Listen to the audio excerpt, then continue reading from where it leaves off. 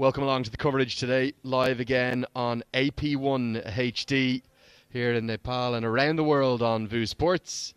Let's get out straight away to Johnny Barron for the toss.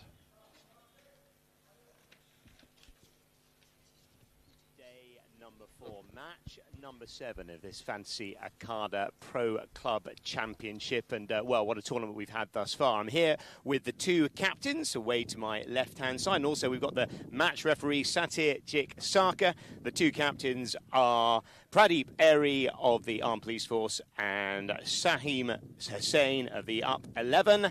And Pradeep Airy has the coin.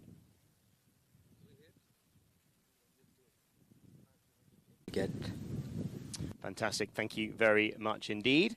And Sahim Hassan, are you be happy to be in the field first? Yeah, happy as good weather and tough wicket and bowling strong UP 11s and छोटे target पे हम इनको रोकेंगे और 100 runs is chasing is good wickets. And you had a really good start to this tournament, of course, winning your first game. You must be coming into this game with a lot of confidence. Yeah, my good team, batting, bowling is good, strong team. और in the champion is Nepal, हम जीतेंगे यहाँ से कोशिश करेंगे. And what kind of score would you like to be chasing? 100 run chasing is a good score and batting strong and UP 11. Wonderful, thank you very much indeed. And just to say that the news from the toss is that the Armed Police Force have won the toss and have elected to bat. Back to Andrew upstairs. Yeah, thank you very much, Johnny. And as you can see, we've had some very heavy and strong winds overnight. There was some talk of some thunderstorms. No actual moisture or rain eventuated anywhere, but we certainly had a pretty windy start to the day, and that will affect not just the toss, which you saw go over the head of the skipper, but I'd say it will affect some of the tactics with the bowlers and batters. There's the two playing 11s. Uttar Pradesh side, they are unchanged, but there is one change for the Armed Police Force, and that is Rit Gautam, surprisingly missing out. Not quite sure why he isn't getting his chance today, and he's going to be replaced by Puran BK. That's the two starting 11s. So where are we after 3 days of the tournament? That is the state of play. We start this morning in Group B before this afternoon's game, which will be in Group A between the Push Sports Delhi and the Malaysia 11 side.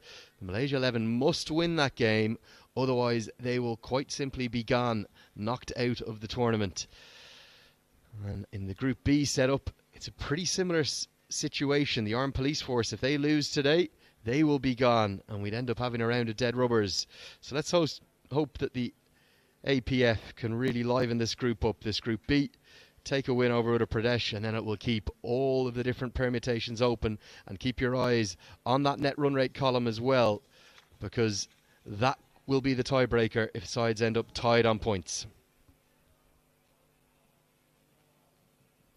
So here's a look at the pitch. There's been lots of talk about the surface and just the amount of turn that we've seen on offer, but generally it's actually remained reasonably consistent, if that makes sense. Yes, there is turn and lots of it, but it hasn't been inconsistent in its bounce. We haven't seen too many keep low, we haven't seen too many go high. Not a lot of grass on there, of course, and the ground staff has spent weeks and weeks building up for this, the biggest tournament in the history of the Bhairawa Cricket Stadium, with 4 sides coming in from overseas and joining the very best of the sides here from Nepal domestic cricket.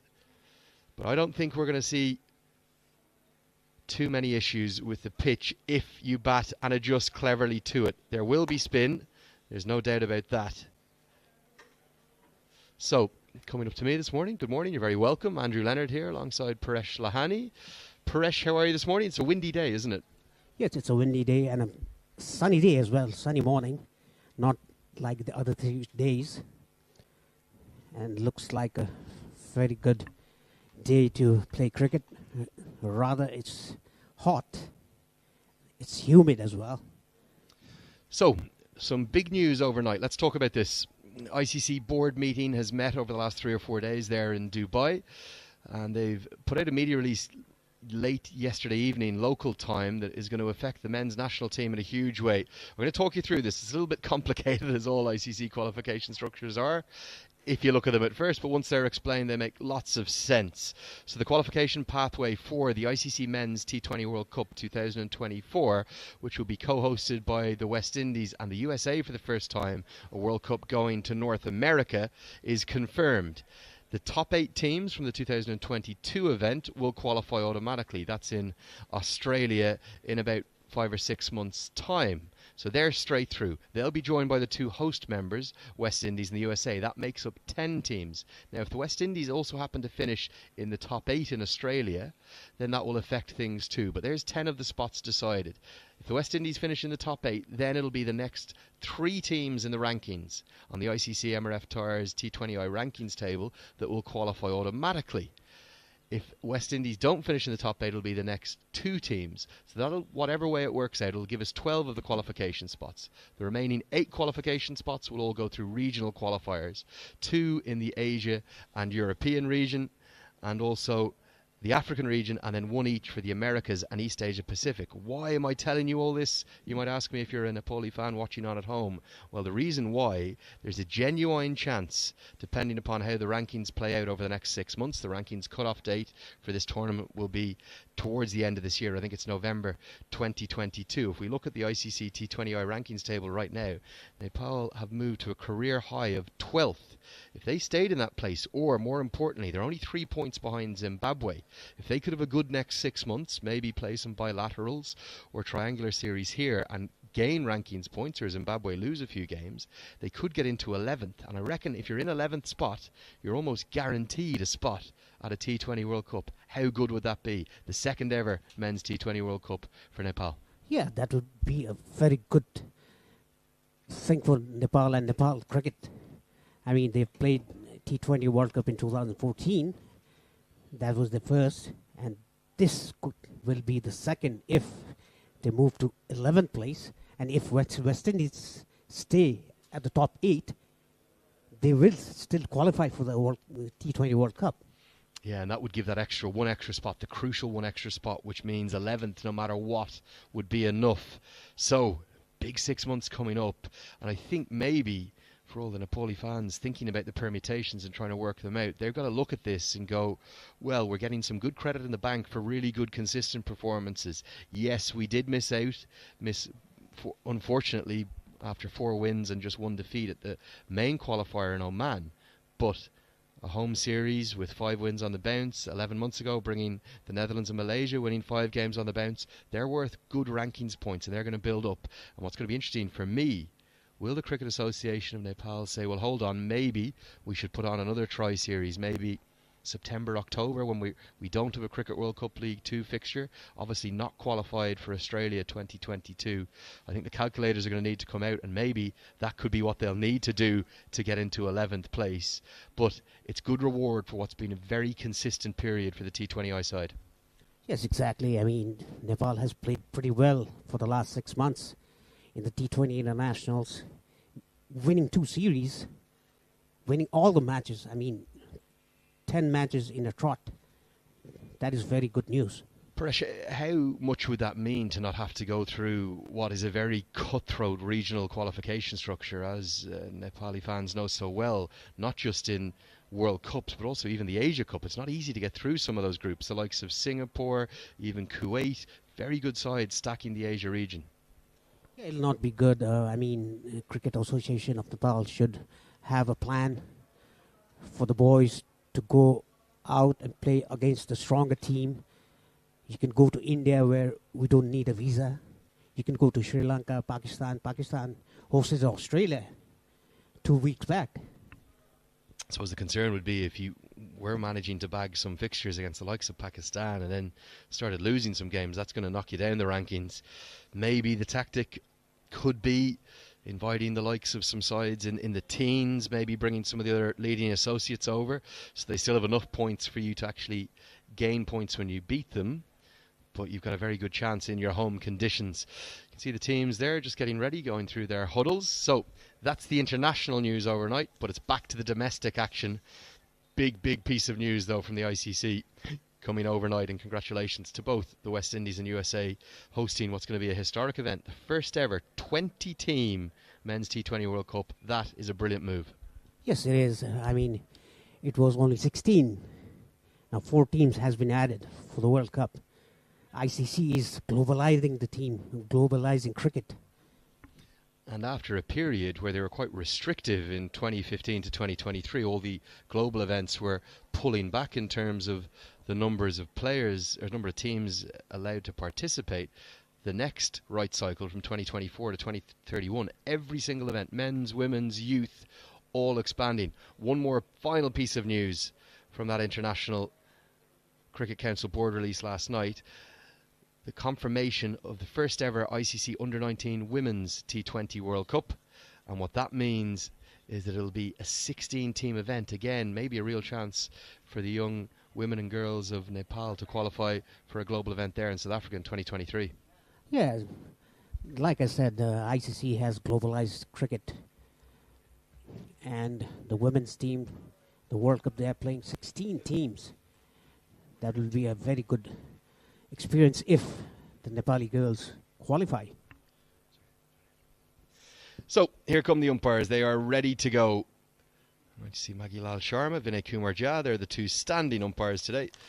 Mr. Pandey will be the TV umpire, and Satyajit Sarkar is the one who's joining them throughout as our match referee. So the Armed Police Force, Paresh, winning the toss, choosing to bat first. That seems to have been the trend, but it hasn't always been successful. It's been a bit of a mixed bag. Yeah, it has always been a mixed bag. But Pradeep Iyer, we saw the last match, like Pradeep Iyer played a positive innings. He assessed the pitch. You have to do that, play positive cricket. Just go there. If the ball is not there, just wait for it. Play it late, go for singles, rotate the strike. That is the way you have to go about it. Yeah, no surprise to see it's Pradeep Iyer opening up at the top of the order. Alongside Lokesh Bam, who's actually going to get a promotion up the order. So he's going to open up, and I think this indicates to me the Armed Police Force are going to go hell for leather. They're going to go boom, boom at the top. Or certainly try to. Yes, exactly. Lokesh Bam and Pradeep Iyer. Virendra Sehwag of Nepal. He likes the ball coming to him. He likes a very flat wicket and a quick wicket so that he doesn't move his leg and just go for the shots. He's that kind of a batsman. Was that like you in your prime, Paresh? Boom, boom at the top? No, I used to use my feet. Whatever the conditions were.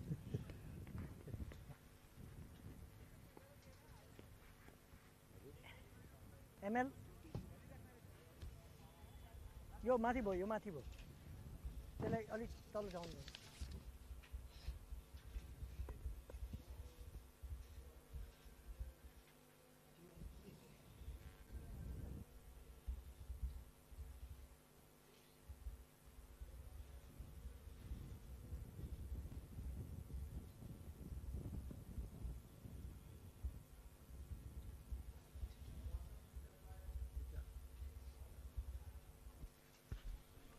So nearly all ready for game number 7.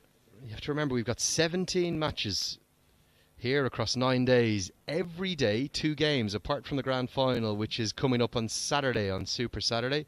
So not quite at the halfway stage of the tournament. The end of today's play will be pretty close to it. But you'd have to think it feels a bit like moving day. It was the end of the Golf Masters yesterday. You always talk about moving day and a major. But quite simply, if the Armed Police Force don't win today and the Malaysia 11 don't win today, these groups are done in terms of deciding the semi-finalists. The places will still be played out for, but APF and the Malaysia 11, they're in must-win scenarios. Yes, exactly. They've lost their first 2 matches. First match, they have to win this match. Like Nepal Police lost 2 matches already. So it's going to be Vipin Chandra to open up the bowling with his right arm medium pace, and I think Ariane Bam will enjoy the pace on the ball. All ready for game 7. Let's go. Oh, and that's a beauty to start with. Somebody had a very, very fine breakfast this morning. What a way to get going. Yes, exactly. The ball shaped away from the batsman. It's a good start by Vipin. Like I said, I mean, if Pradeep Aire had played 2 or 3 balls, you would have gone for it. Because of it was the first ball, he didn't actually try to attack the ball. A lot of movement, and I think maybe fortunate just to get the benefit of the doubt not to be issued or given as a wide by the umpire. And you could see in that last ball, there was no foot movement whatsoever from Pradeep Aire. That is what I was talking about.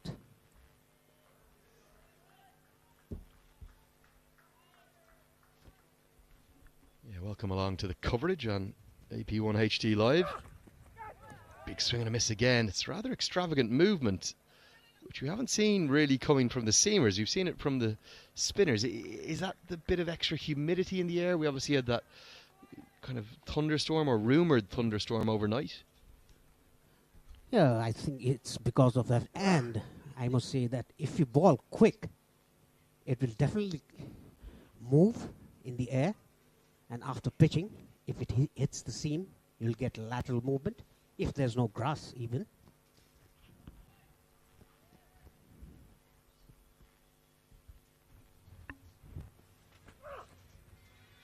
Big swing and a miss. This one just kept a tiny bit low, but Irie just looks a bit frustrated, even though he's only 4 balls in. Yeah, you can see that again. No foot movement whatsoever. Very good bowling, very good line and length. This ball stayed a bit low. Pradeep Aire trying to attack the bowler. 4 dot balls in the first over. 4 balls gone. Armed police force yet to open their account.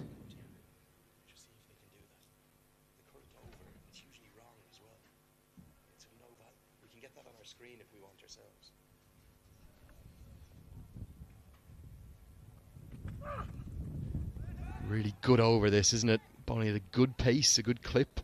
Lines being consistent outside the off stump as well. Yeah, Andrew, did you see that? He bowled it upright seam and it pitched on the seam and moved away. You don't need grass for the lateral movement. The seam will do it all. It's not just the seam, it's a combination of the wrist position on release to ensure a good snap. You think of the likes of Glenn McGrath, these kind of seam bowlers who came in and just bent that wrist and got action out of the pitch, as you said, whatever the conditions, whatever the circumstances. Beautifully bowled. It's an outstanding over. It's a maiden over, full of movement and quality. Had no shortage of pace as well. You can make an argument, maybe the best over of seam bowling we've seen from the entire tournament so far. It belongs to Vipin Chandra, and that was the best delivery of the lot. Yes, it was. Beautifully done. It was a zapper, I must say. After 1 over, APF, no run for no wicket.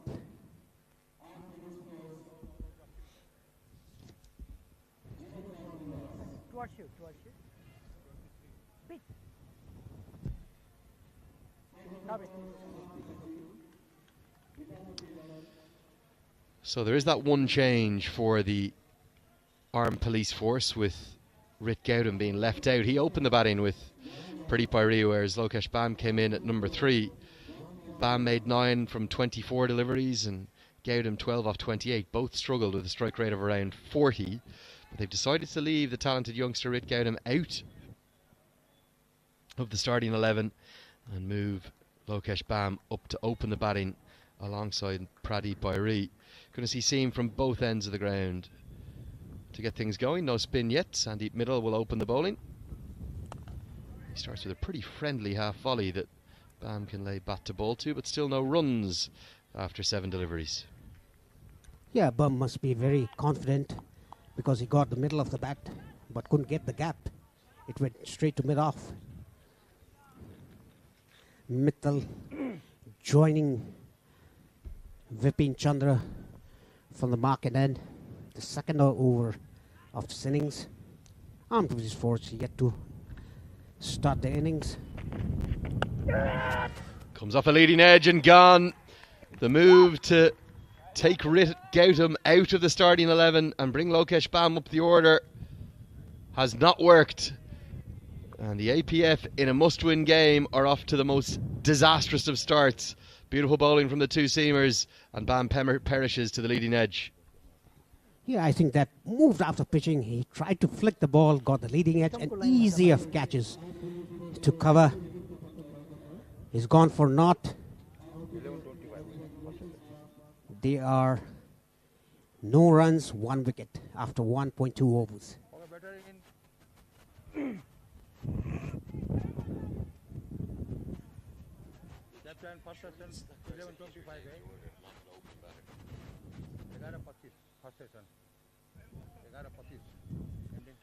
Yeah, beautifully bowled, exposing even that flaw in the technique of Bam, closing the bat face, looking to work it into the leg side rather than driving it straight down the ground, which is exactly where the bat should have been going. And it's a dream start for the Uttar Pradesh 11. You have to remember that it was their spinners that dominated the previous match, not their seamers. Of course, 6-wicket haul going to their left arm spinner. Was it Sachin Singh, I think? Get that checked. Coming to the crease, the new man. It's going to be Sandeep Jora in at number 3 at 1 drop. A nice drive. That's more like it. Positive stroke. We'll see the first runs of the day for the men in orange.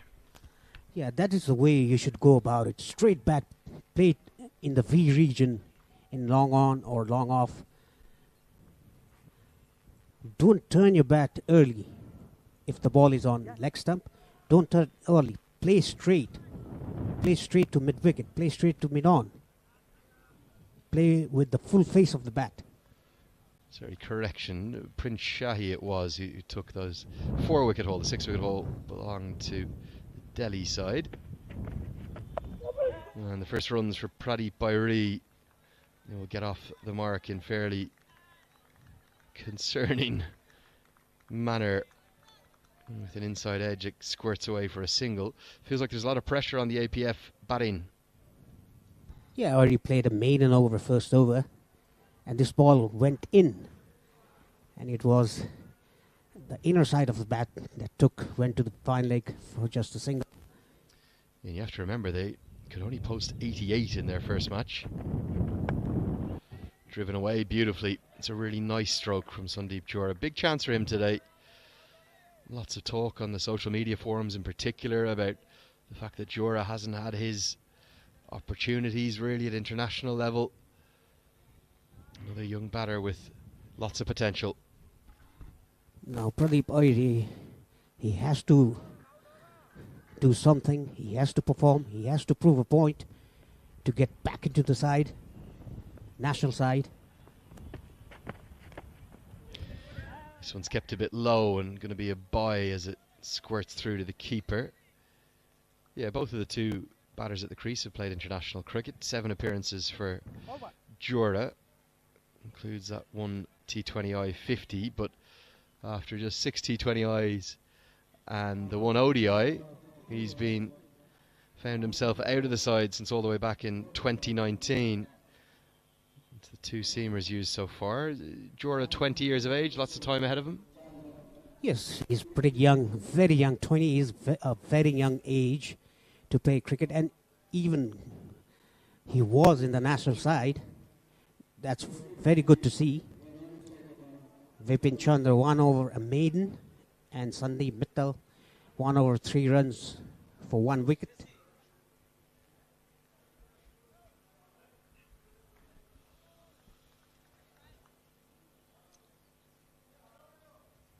So, back live with you now. Just have missed that ball, but the attempted pull shot kept a bit low again. It sure did. It's a very mixed bag pitch. The last ball of the first over, that was a zapper. And the first ball of the third over, it stayed down. So you cannot predict anything with this pitch. It's slow, it's bouncy, it's turning. So you have to assess yourself with the conditions. Down the track, and Pradeep Bairi, he's swinging like a rusty gate out there at the moment, isn't he?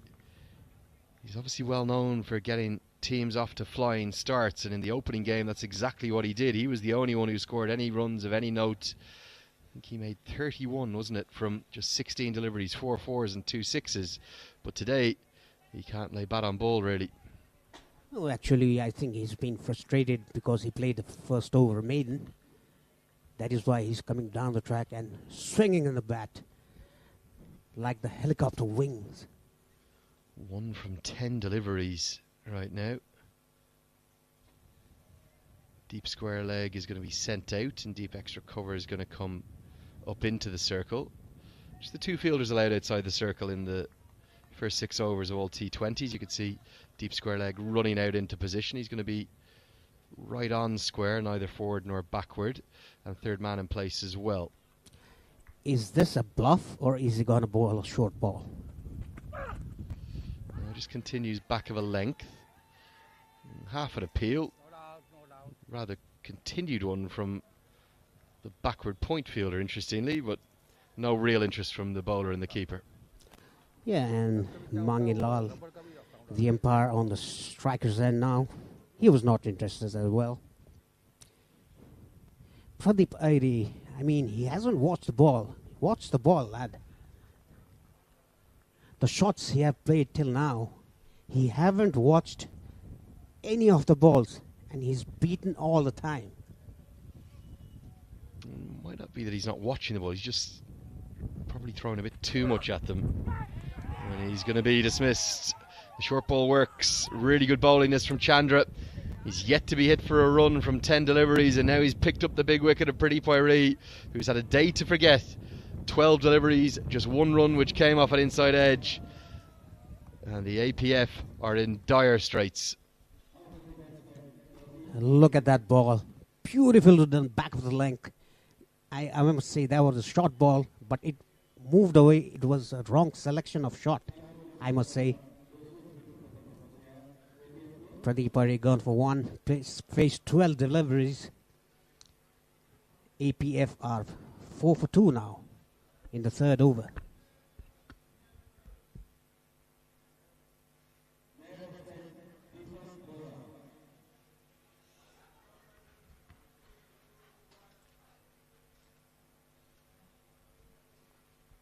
Hey, look at the line he's attempting that hook shot from. It's well outside the off stump. A much better serve playing a ramp over the keeper's head with the full face of the bat, or something like that. But a disastrous start. Couldn't have gone any worse, winning the toss and choosing to bat first. And for the first time in the tournament, we're seeing the seamers starting to dominate. It's been the spinners almost the whole way throughout. But this opening pairing have got everything right. And Deepak Bahara coming to the crease. The APF batting is not as stacked as some of the other domestic teams, and given that they were bowled out for 88 in their opening game and only 3 batters got to double figures, they're staring down the barrel here in a big way. Nice bit of news today as well, with it being a very special day for someone. Raman Chirakoti, the Nepal team manager. It's his birthday. A very happy birthday today to you, Raman. 25 years young again, Raman, is it? How old would Raman be? He'd be of your vintage, mate, would he? I don't think so. He's pretty young. He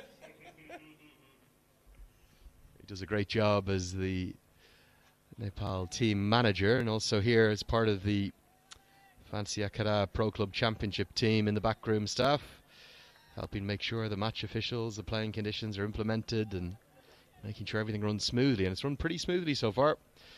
We've had every game in. No issues with weather or rain or anything like that, and haven't had quite the high scores we'd have liked. With the exception of Rohit Paudel, no one's really found batting too easy on this surface. 3 overs gone. It's 5 for 2.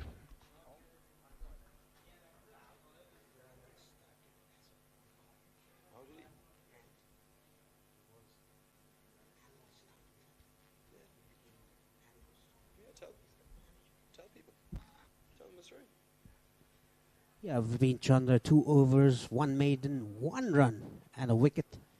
Beautifully done, Vipin Chandra. Tell us about Raman's impact on Nepali cricket as a player, as an administrator, as a part of the coaching and management staff? Yeah, he started as an umpire. He did umpiring for a long time, and after that, he took a course of analyst and became the analyst of the national side.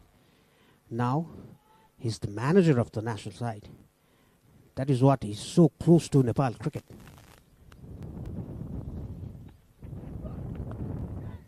Clipped into the leg side. Stylish shot. Just be a single. Yeah, and he's a real multitasker as well, has to be said, of Rahman. When you see him on tour, people often wonder what a cricket team manager does. It's a vital role. The logistics, the travel, particularly in COVID times, is never easy. All that excess baggage, working that out with the airlines. And some managers would just do that. But Rahman, he does everything. He's taking photos of the team. He's part of the team talks. As you say, he's helping with some of the team analysis.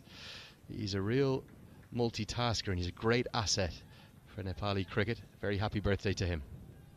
Yes, he's a very, very good asset for the Nepal national team. Not only the Nepal national team, for whole Nepal team. And I mean the Nepali cricketers. A good short run taken by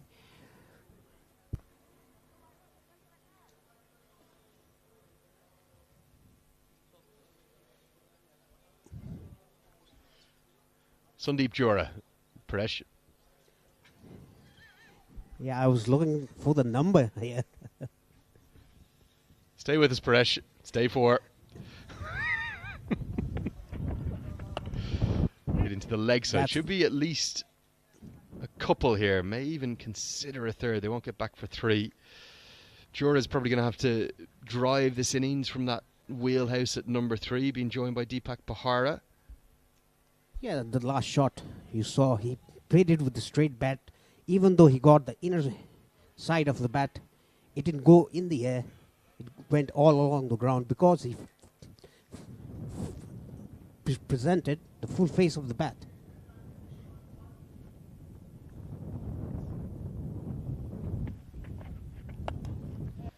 Nicely driven, but won't pierce the infield. And we're going to have the third wicket. Would you believe it? Should have been a regulation dot ball, and just as I spoke about Sandeep Jora needing to anchor this innings, he's been run out by what can only be described as a pretty comical piece of running. There was never a run there. It was straight to the fielder, and the direct hit's been pulled off by the extra cover fielder. Take a look at this. Outstanding work, hit straight to him. There wasn't even a yes call. Jora has ended up halfway down the track, and he's been caught well short. No need for the third umpire there. That's out. 3 down. Yeah, Zora was, he was going along with the bat, playing it straight with the full face of the bat. APF in deep trouble, 9 for 3 in the 4th over.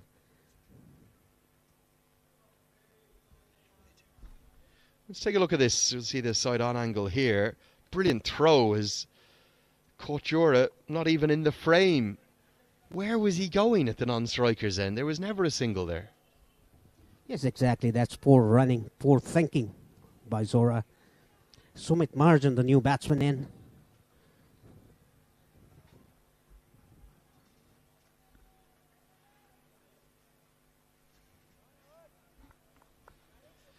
Sumit Mahajan will be at the non-striker's end in what I can only describe as a calamitous start for the police force. They haven't turned up yet this tournament.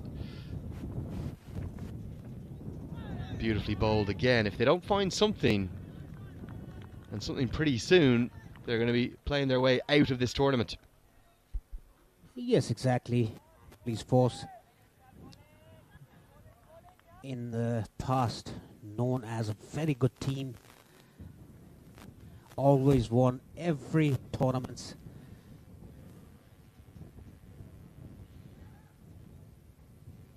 Sandeep Mittal.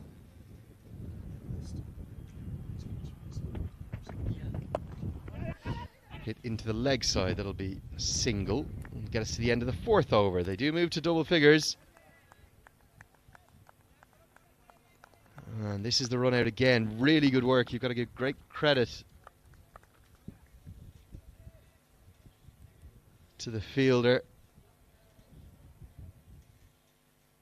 I think was Ravi, wasn't it, who pulled off the run out. Disastrous start, 10 for 3 in the fourth. They're in big trouble of being bowled out here as well. That's the other issue. Not just the lack of runs, it's the wickets that are killing them. Here it is. I'm not too sure where Sandeep Jura was going. You've got to give great credit to the fielder. Rahul Yadav was the man. And the finger went up.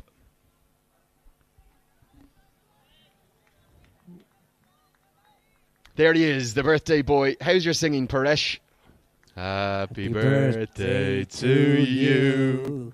Happy birthday to you. Happy birthday, dear Raman. Happy birthday to you. And for those interested, the old singing review will be each evening, 9 p.m. in Barawa, featuring Andrew Leonard alongside Paresh Tony Lahani. Yes, exactly. I promise never to sing on air again. That is a first and last, exclusive to the Fantasy Akhada Pro Club Championship here in Barawa. But joking aside, a very happy birthday to the great man, Raman Shiokadi, the Nepal team manager. Don't know the exact age, and we're not going to say it on air either, don't worry. Back to the action. Runs off the bat for Bahara. Get down to the non-striker's end. 11 for 3, would you believe it? Yeah, Armed Police Force in real trouble here. Now they have to build up this innings. Maharjan and Bohra. No dot balls. They shouldn't play any dot balls. Just assess the pitch. They have to assess the pitch. Play it late. Take singles. Take 6 singles in an over.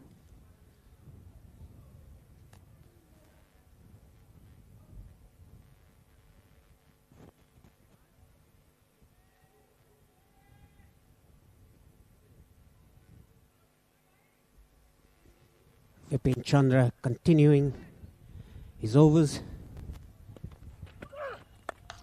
It's a nice stroke into the offside. Going to be runs, and 4 of them. Beats the diving stop, and what a dream start for Sumit Maharjan. Just over pitched, and the movement away from the right-hander has aided that cover drive. But again, a good technique on offer, and the full face of the bat shown. Yeah, that is the way, and it was a bit fuller, the ball, and he went through the shot. That was a very good cover drive.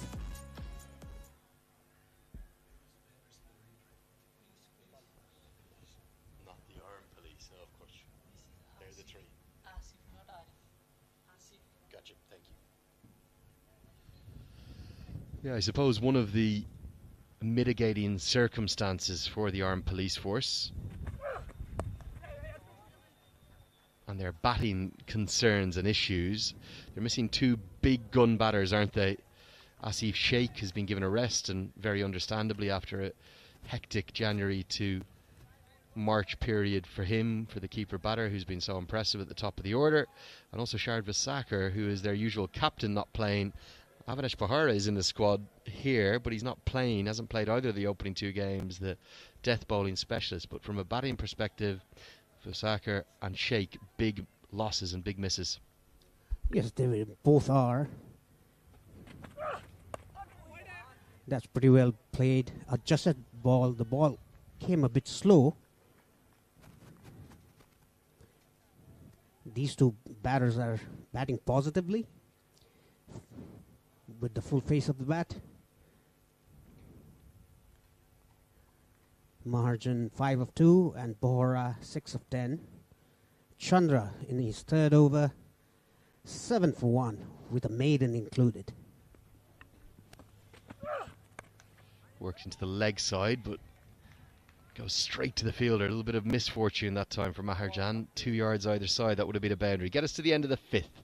It's 16 for 3.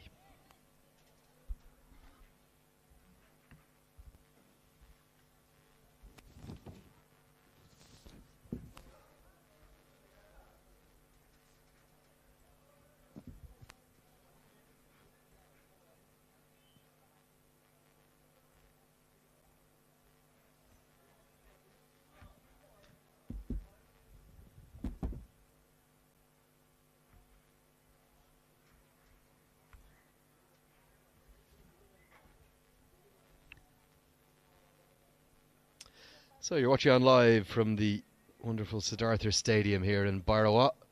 We're about 7 miles north of the Indian border, and we've got an Indian versus Nepal clash, with the Uttar Pradesh 11 taking on the Armed Police Force side. The Armed Police Force side this morning won the toss that got up in and over the head of the two captains after the wind blew it over their heads.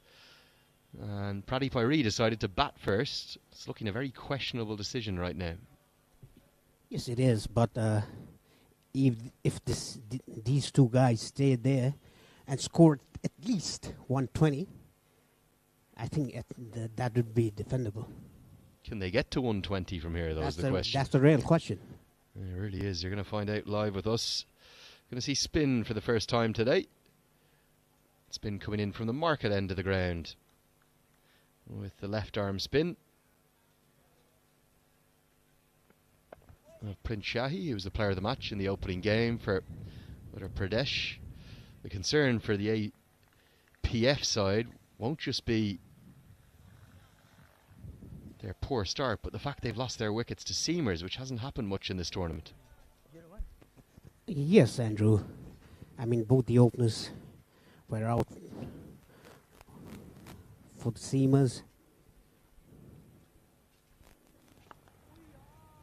Well bowled and well played there.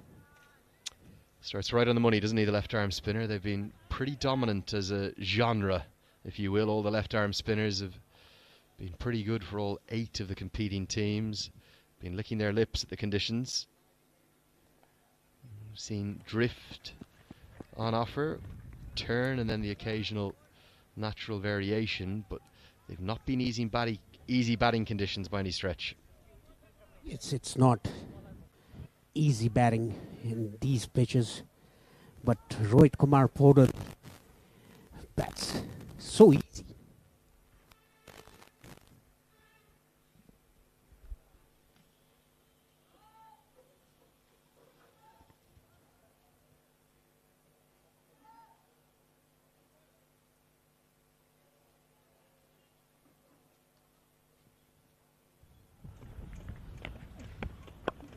Speared in right on a length, and he's been really consistent, hasn't he, Prince Shahi, with his lines and his lengths.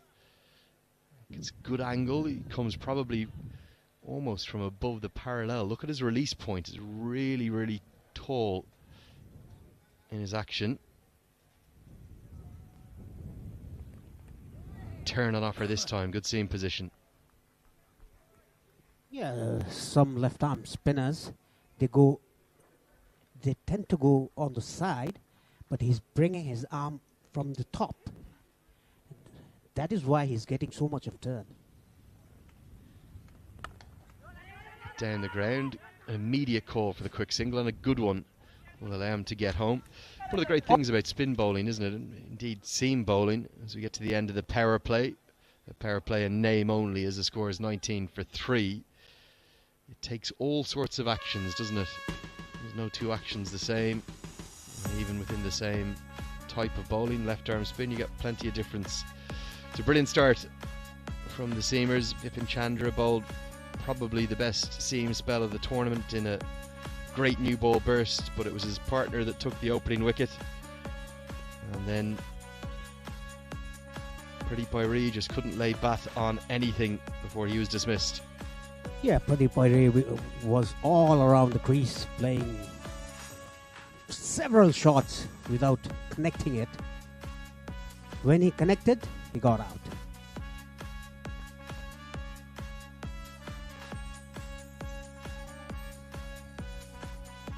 And then just the one boundary to come, would you believe, in the power play. It's the opposite of what a power play is intended to do. You're looking to give the batters run scoring opportunities with the new ball. And here he comes, the great man. The umpire signals the power play. B has ended. Power play 1, that is. We're into power play 2. 5 fielders allowed outside the circle. And we spoke about this before. It's 19 for 3 on the board. Why, oh why, would you put all 5 fielders outside the circle? This is as defensive a field as you'll ever see set. Deep backward square leg, deep mid-wicket, long on, long off, and deep cover. The batters have barely been able to hit the ball, and now you're giving them singles all around the ground. Yeah, this is, defensive field. Like you said, you could bring sweeper cover in cover position inside the 30-yard circle, even long off to long off. He runs through the offside, and 4 of them. I cannot understand this field that's been set by the Uttar Pradesh captain, Saheem Hassan. In the first 6 overs, they've been all over their opposition, purely due to a change in the conditions in terms of entering the second power play. He changes his approach, and a nice boundary hit by Maharjan through the offside. Like you saw the last ball where the boundary was hit, the ball turned very sharply. So they could have put deep point and bring the sweeper cover in cover position. So they can stop the boundaries and just give a single. Well, it's quite ironic that he's got 5 fielders in the deep, which is where one of these balls is going to travel out towards long on. And he's been hit to one of the only vacant parts of the ground for 4. But if I was the APF batters, I'd be delighted with what I'm seeing, because I've got singles everywhere. And for this period of the game, certainly for the next 7 to 10 overs, all I want to do is get 5, 6 runs and over with 0 risk. Yes, exactly, Andrew. And the UP11, they should bring long on to mid on inside the circle so that it can stop singles. And the cover point, he should go to the boundary,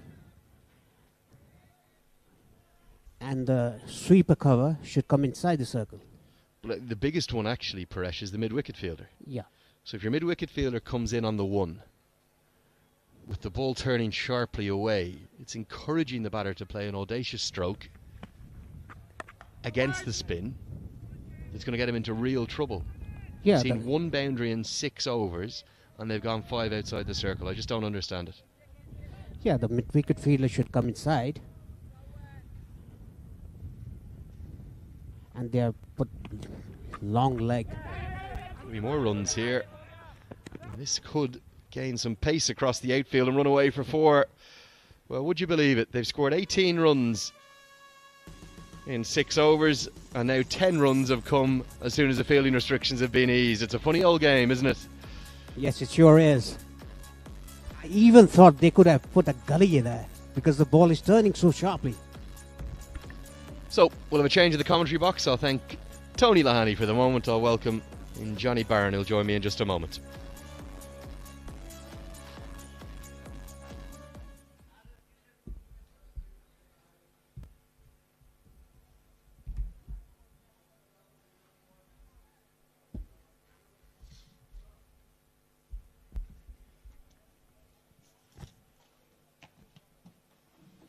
Doesn't look overly happy, Pradeep Bairey.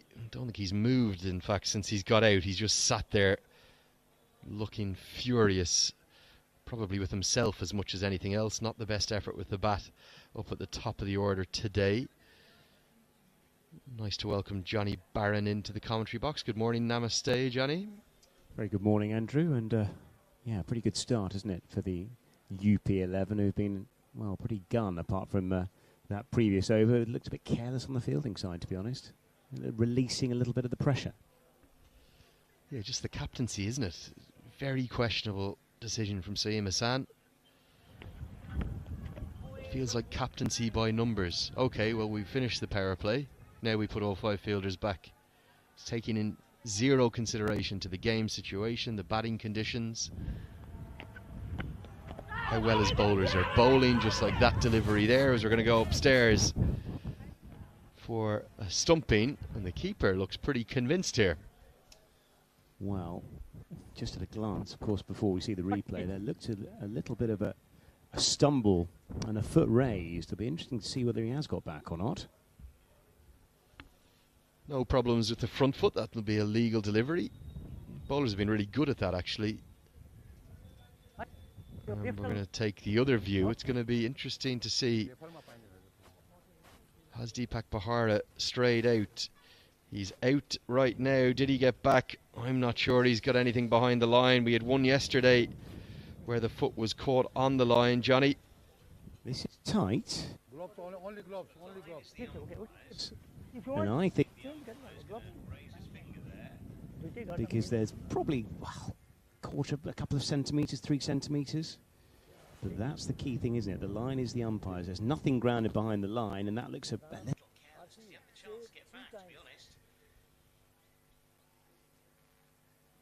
Looking at it a couple of times. Interesting. Really interesting. Just that frame there. Is that frame there? Not an easy decision, but it's been given out. And celebrations on field, particularly from the keeper, who raises one fist to celebrate. He knew that he had his man. He was the most confident person on the ground. The keepers, they always know it's 4 down. Well, Prince Shahi again. What a bowler he is. 4 for 15 in that first game. And picks up his 5th wicket of the tournament. First in this match. He's bowled absolutely superbly, hasn't he, thus far? And, yep, just didn't quite get back. Rightly, the keeper will get a lot of praise there for what was a very sharp piece of glove work. That's Sunny Singh. But it was a beautiful piece of bowling as well. Using that lovely angle that he generates with the high arm action. And just as the APF had a good over in the 7th over, they've stumbled again and lost their 4th. Yeah, this is the problem. And Puran BK is the man that's out there. And he's got a lot to do, haven't they? And one of the problems, of course, again, for the Armed Police side is they've lost 3 wickets in the power play. They've lost 1 outside that power play. And the stats, if you lose 3 wickets, are always against you. Just looking at that replay once again. Here's the one change to the APF side. Puran BK brought into the team. In my mind, pretty surprisingly for Rick Gautam. I know Gautam didn't score quickly the other day, but he looked pretty compact. He looked like he got a very good technique at the top of the order, and thought he played a good foil to Pradeep Irie as Pradeep Irie blazed away. Instead, they've changed the order, brought Lakesh Bam up to what's an unnatural position for him. And after winning the toss, basically everything's gone wrong for the APF. Remember, lose today, and they're gone from contention for this tournament.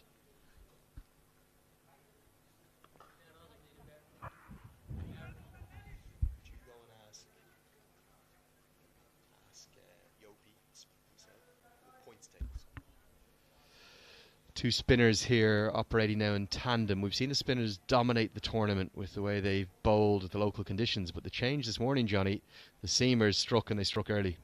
Yeah, absolutely. It was a terrific effort, actually, wasn't it? Vipan Chandra looks fantastic. Oh, look at this. Brilliant.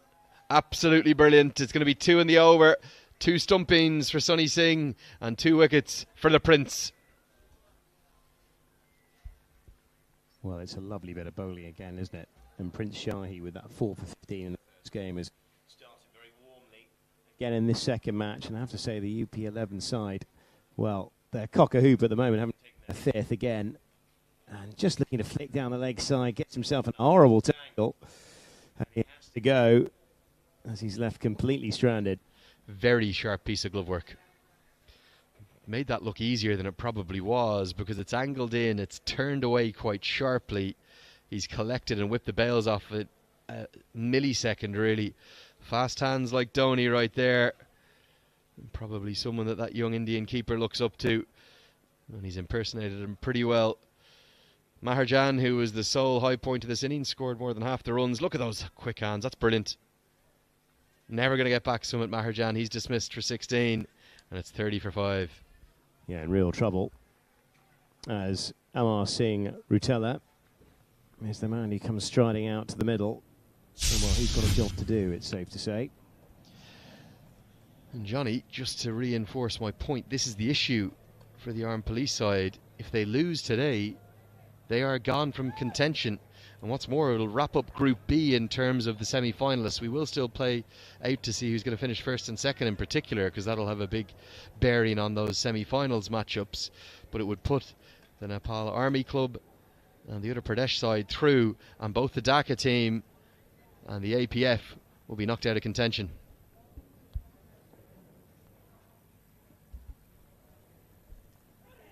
Beautifully bowled again, squares up the new man to the crease.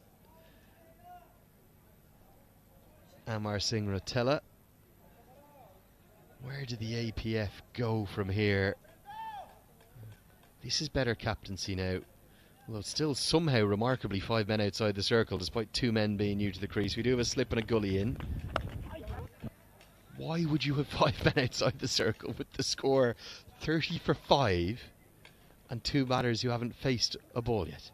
Well, if you've got the foot on the throat, you might as well just keep the pressure on. And it does look a little bizarre. I mean, they're picking up wickets because of the surface, the brilliant bowling and some fantastic wicket keeping. But they could maintain a little bit more pressure, you feel. 31 for 5 after 8. It's again a very dicey position, you have to say, for the Armed Police Force, who, well, it's win or bust for them. Not easy, is it? With 12 overs left, 5 resources already back in the shed. You wonder whether, is it worth just having a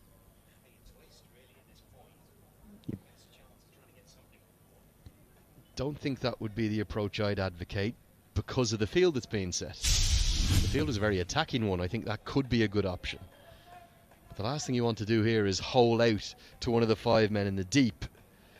Another Pradesh have been exceptional. You can see their net run rate the highest of any of the 8 teams in the tournament. The Armed Police, the worst of the 8 teams in the tournament. It still continues with just 4 men in the circle, all of them on the offside. A slip, a backward point, a point and an extra cover. Everywhere on the leg side, wherever you hit the ball, you're getting at least 1, if not 2. So for now, for the next 6 to 8 overs, just rebuild. See if you can get up to something along the lines of maybe at the 15th over, can you get to 70 for 5 by just knocking the ball around and then have a crack in the last quarter of the first innings. Another top order has applied themselves very poorly though, and it's down to a lower middle order to rescue things for what feels like the 5th or 6th time out of 7 games.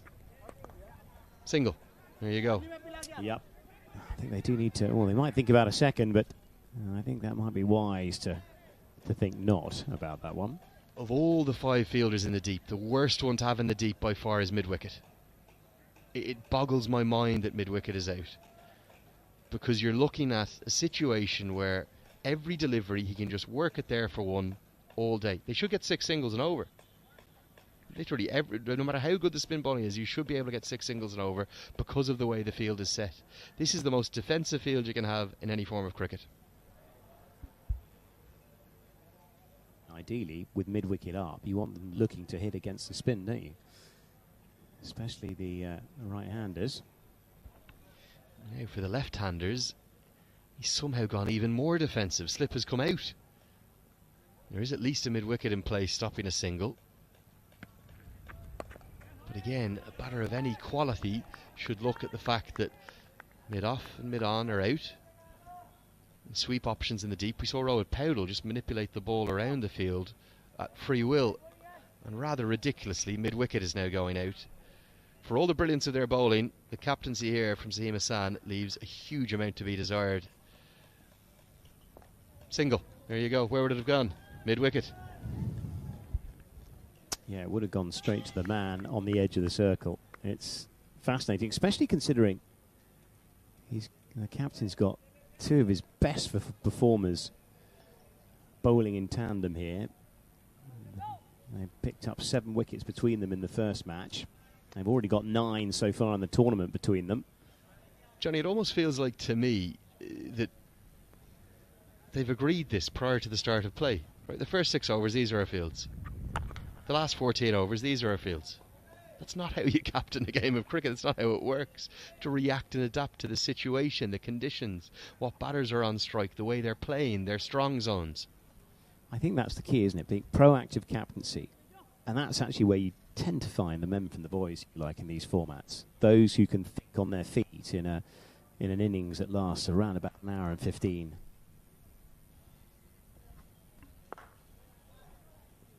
Good work off his own bowling by Singh. Means the single won't be allowed this time, but rather than there being any pressure on numbers 6 and 7 at the crease, they're just being allowed to get some time in the middle to adjust to the conditions. Yeah, it does, and it gives them the chance of sort of scrambling up and around about 100. Thuds into the pad. Given not out, umpire unmoved. Gets us to the end of the 9th. It's 34 for 5. Yeah, another tight over.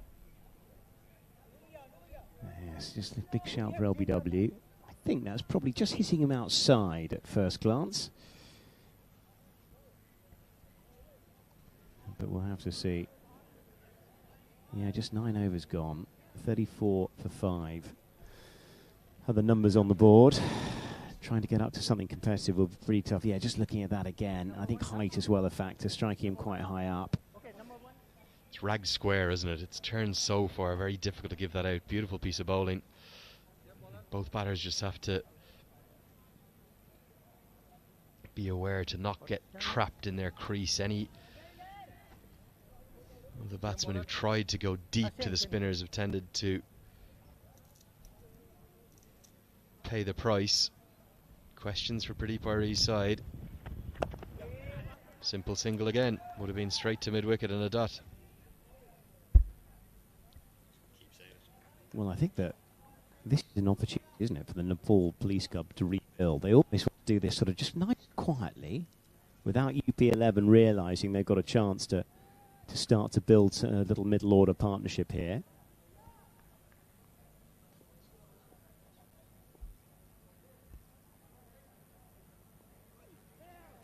Yes, the armed police force, I should say, as that ball runs down through third man.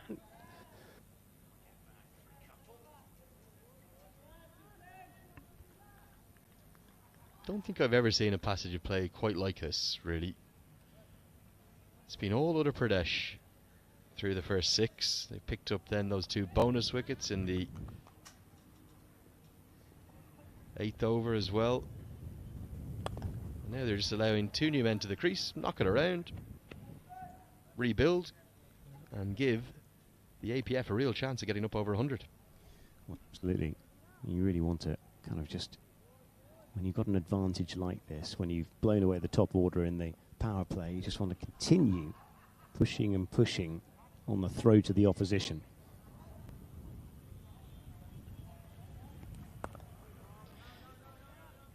If you had your mid-wicket fielder in, your long on, your long off in, I don't mind you having a sweeper either side, that's fine. Deep extra cover and deep backward square leg. And all of those singles in this over were dots. The pressure would be building up. It would be building up hugely.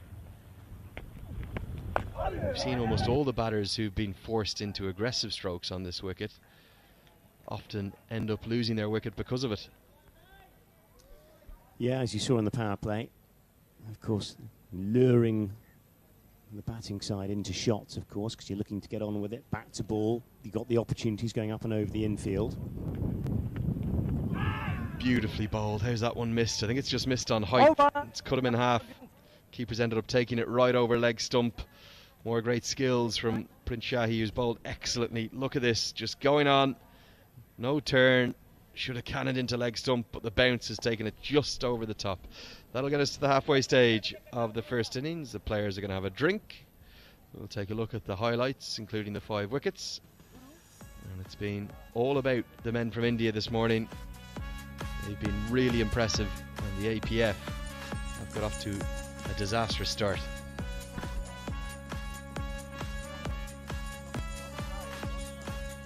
Yeah, an absolute disastrous start.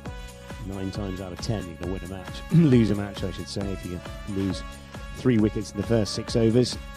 And that's exactly what happened here. Yeah, nice bit of work, wasn't it? A nice bit of bowling up top by Bipin Chandra. Here was the run out, Johnny. This was a calamity because Jora was actually looking quite good, even though he was only there for a short time, and just don't know what he was thinking. There was never a single. It was straight to the fielder, and he wandered out of the crease. Only 3 boundaries in the first 10 overs, all of them going to the bat of Sumit Maharjan. He made 16 off just 12 deliveries and looked pretty good for it. But then it was over to the left arm spin of the Prince. He's been excellent. That was the 3rd of his boundaries. And he's picked up 2 wickets, both of them stumpings, and Johnny, both of them very sharp pieces of glove work. Yeah, terrific bit of work, you have to say, from behind the stumps. And it's been a The art cricket largely has been very impressive. Look at that. Just toppling over, looking to flick it on the onside. That big LBW appeal could have made things even worse, and that's the state of play. Let's take a brief break in the commentary box. The score 38 for 5.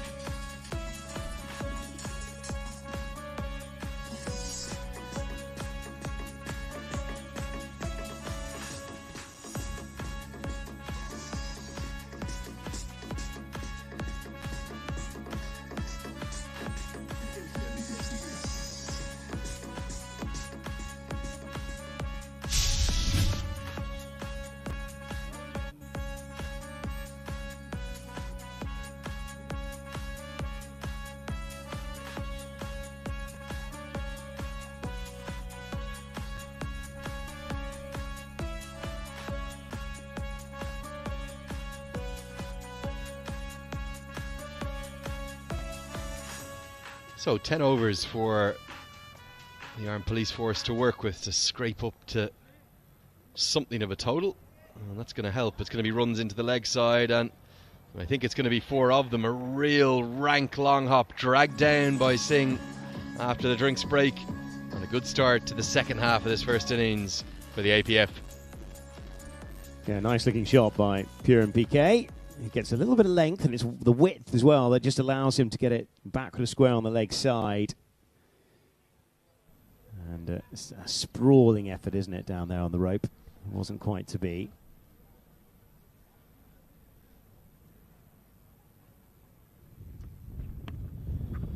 Tossed up and hit down the ground. Should be at least a single. In fact, they're going to come back for the second. That's good running. Really good running to the danger end, and good athleticism from Amar Singh Rotella. Yeah, nice bit of work running around to his right-hand side. And yeah, just looking again. Yeah, there's the boundary in the previous, or early in the over. A sprawling effort down to the left-hand side, but didn't quite do enough as the ball tumbled over the rope. Haven't seen many of those, just 3 in the first 10. Yeah, Puran BK maybe justifying his selection. I'm still surprised it was Rit Gowden was the one that missed out, though. He's pretty good, isn't he, the left-hander? And I suppose he's got that real benefit of the ball turning into him from those 2 impressive left-arm spinners from UP. Well, it just allows him just to use the natural turn of the delivery and getting it into that leg side, just getting close to the ball. Yeah, just seeing that sprawl again. 45 for 5 in the 11th. Definitely light for the APF in terms of something up towards the 3-figure mark. Beautifully bowled. With the way that pitch is playing, the turn that's on offer, you'd have to think 100, maybe 110 could be pretty competitive. Be hard work, without a shadow of a doubt, because that is just almost the perfect delivery. Real mixed bag in this over, isn't it? Being long hops and jaffas of the highest quality. And must be frustrating on a wicket like this to see the fielder go down. I think maybe with a little bit of cramp as much as anything, as he rather enthusiastically threw that one in. It's still pretty warm, Johnny, isn't it? Probably something in the vicinity of 30 degrees right now. It's not even 11 a.m. local time. Yeah, it's going to be another quite hot one, without a shadow of a doubt. Good stop off his own bowling. Will close out an over where 8 runs came off it. The APF, they're starting to fight. It's 46 for 5.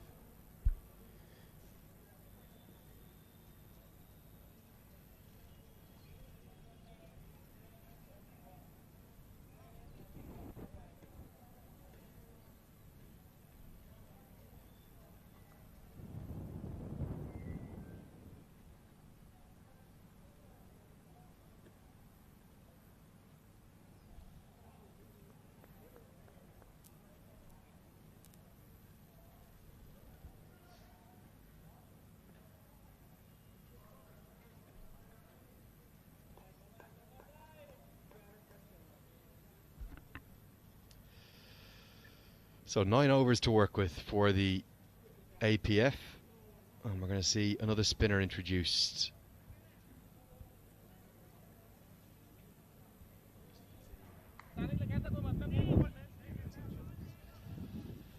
We'll see Divya Prakash, the third of the three left-arm spinners.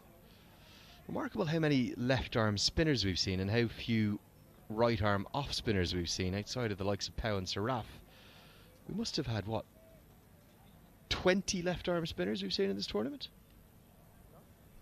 Almost a breeding ground here for the left-armers. It is, and it makes it all the more surprising that the national side have gone 7 games without playing a left-arm spinner, although I think Kushal Malla was in one of those teams for one of the games, but mind-boggling to think of no Sushant Bari, no Shahab Alam, no Sagar Dakal, obviously Raj Banshi injured. There's a legendary left-arm spinner who you would have loved, Johnny, I know this much. Basanta Regmi, probably my favourite Nepali cricketer of all time, about 5'4" in height. Bowls with a really unorthodox action. He got very, very low in his delivery, but he had this wonderful control and got it to drop as well as anyone you'd ever see. He also, body shape, he's a bit like me. Not exactly an out-and-out athlete, if you follow me, and maybe that's why I liked him so much. You're being very harsh on yourself there, Andrew. Or maybe being very complimentary towards Basanta, one of the two. Anyway, he's like a brother. I'd love to have actually bowled with him. I think we'd have spun an absolute web from opposite ends. I used to love bowling with left-arm spinners as a leggy, as we see a big hit into the leg side. And that's exactly why it's not the time to go for the big hit. It's time to knock it around. And after an innings of such promise, Puran BK has given it away with a rush of blood to the head. Well, I'll be disappointed. As you can see, he's hugely disappointed. He's dragging himself off the field of play, and it's another scalp, isn't it? 47 for 6. Real trouble. And he's dragged it from outside the off stump out towards mid-wicket. He takes it safe as houses, and it's another one to fall. If you play a conventional sweep stroke there, where your bat goes from high to low, there's almost zero risk, particularly if you get outside the line. You'll be guaranteed a single, you might get 2, and you could even get 4. Instead, he's gone for glory, just as his side were rebuilding, and he's holed out. Very few batters have cleared the ropes with ease over the heads of fielders in the deep. And rather than capitalising from the hugely defensive field that UP have set, the APF have ended up perishing and losing their 6th wicket because of it. Poor batting. That's a very poor stroke. Yeah, it is, because the trick is just get close to the ball, manoeuvre it into that gap, and there's an easy single.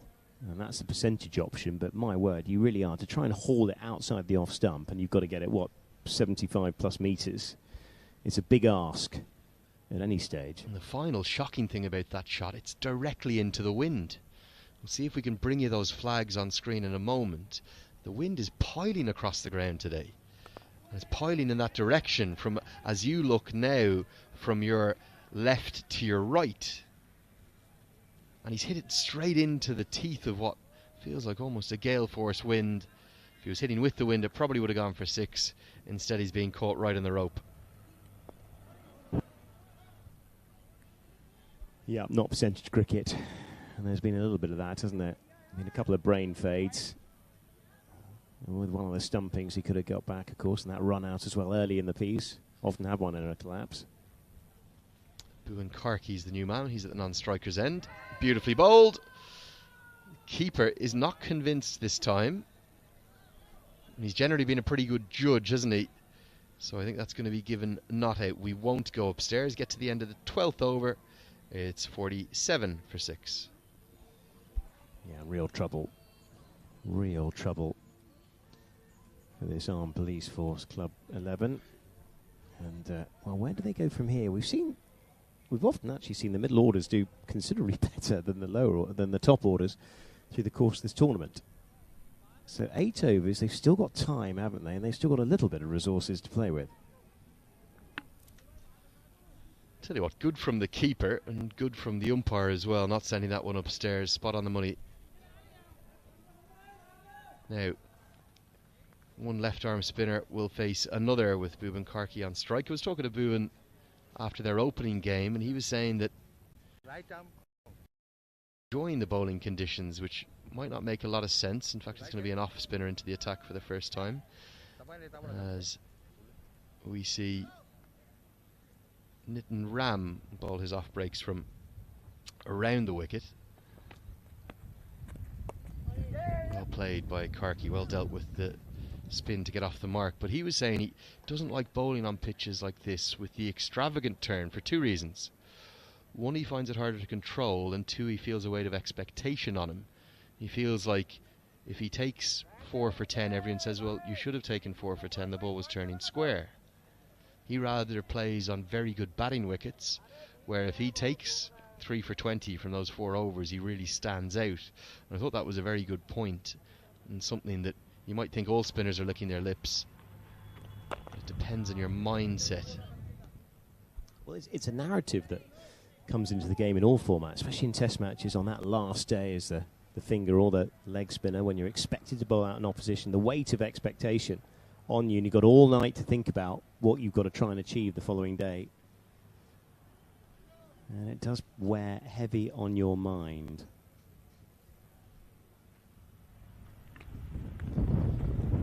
Beautifully bowled.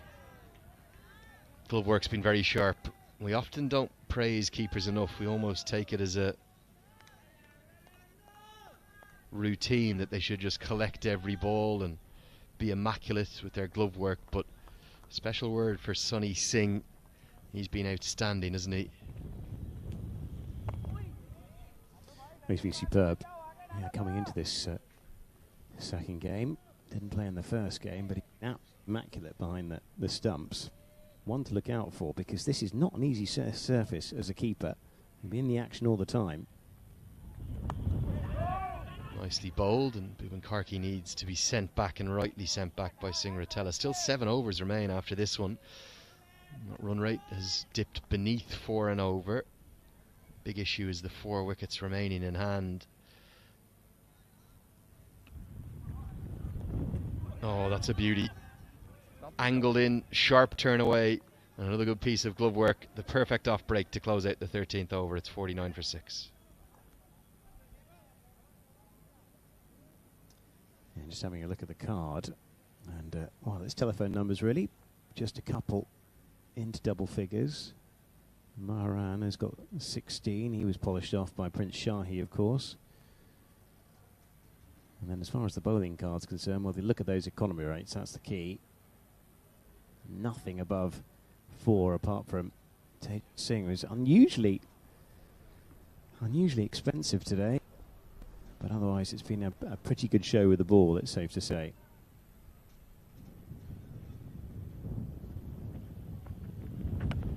Moves around the crease and gets it into the leg side pretty effectively.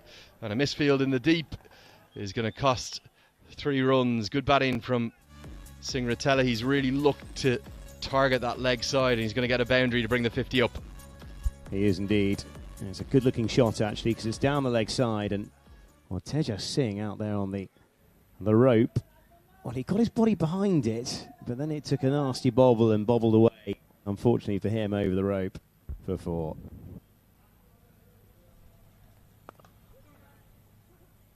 Yeah, that run rate moves back above 4 and over. It won't be 80 they'll be targeting. They'll still be thinking of 100 from this lower order. Not a great piece of fielding.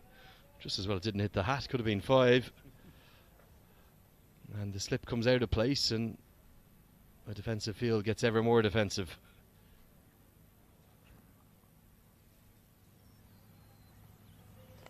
Reverse sweep, and the reason he's gone there is because the slips come out of place. Good batting from Singh Ratela. He's going to get runs here. How many will he add to the total? Oh dear, that's a fairly tardy effort down there, and we'll see another one of the rarest of things at this ground with a fast outfield. 3 to the total. Well, he did the job. Yes, I think that's the second 3. It's on the reverse, and he got just enough up and over the keeper as that runs away. But a very laboured approach in these conditions. Just about got there, just as well as he did. We'll see. Really feels to me like for every side, maybe with the exception of Rohit Paudal's team, The numbers 6 to 9 have been battered. Absolutely. I think the combination of factors, isn't it? You've got the spread field by default, regardless of the situation, by most captains in this tournament. And the partnerships have come down the order for the 6th, 7th or 8th wicket.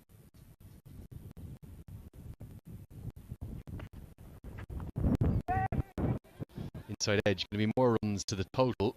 It should be at least a couple. They might even be thinking of a third, but they won't need to because they're going to get 4 more. It's been an expensive over in the context of a low-scoring game, and all of a sudden the 60s come up as if from nowhere. Yeah, we'll have a look at this again. I think it's quite peculiar. An inside edge running down towards fine leg. But you'll take runs at this stage, that's for sure. By the way, Andrew, it wouldn't have been 5 if it hit the hat because it was accidental. Good point, yes. Just thought I'd get you back for yesterday. I'd have given 9 if I was umpiring. I'd have said, right, it's hit the hat, it's gone for 4, let's give it 9. We need runs in the game. I'd have been wrong, of course. Maybe he was doing it on purpose, who knows. I think it's about time my commentary stint ends. Couldn't come a ball sooner. 14 gone. Over to Tony and Johnny at 60 for 6.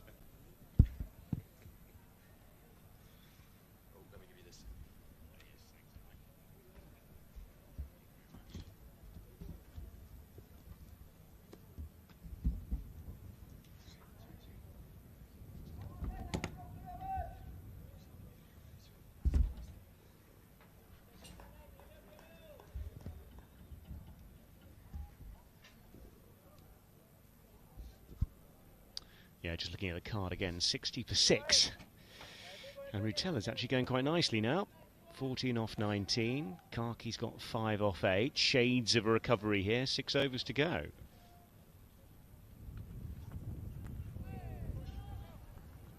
That's pretty well bowled. The voice of Paresh Lahani. Paresh Lahani, who's back in the box, joining me. Yeah, thanks, Johnny. White ball. Oh, he's given a wide. That's a harsh one, that. I have to say, if I was a bowler, I'd be pretty disappointed with that one. Yeah, that was not a wide. That was pretty well bowled. Yes. Anyway.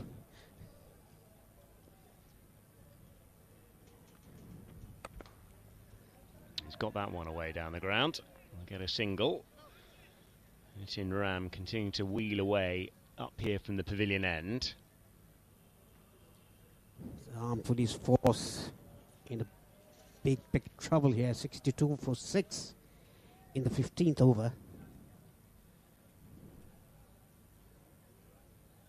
Well, real trouble, and it's a scenario we've seen so many times in the first innings of this tournament.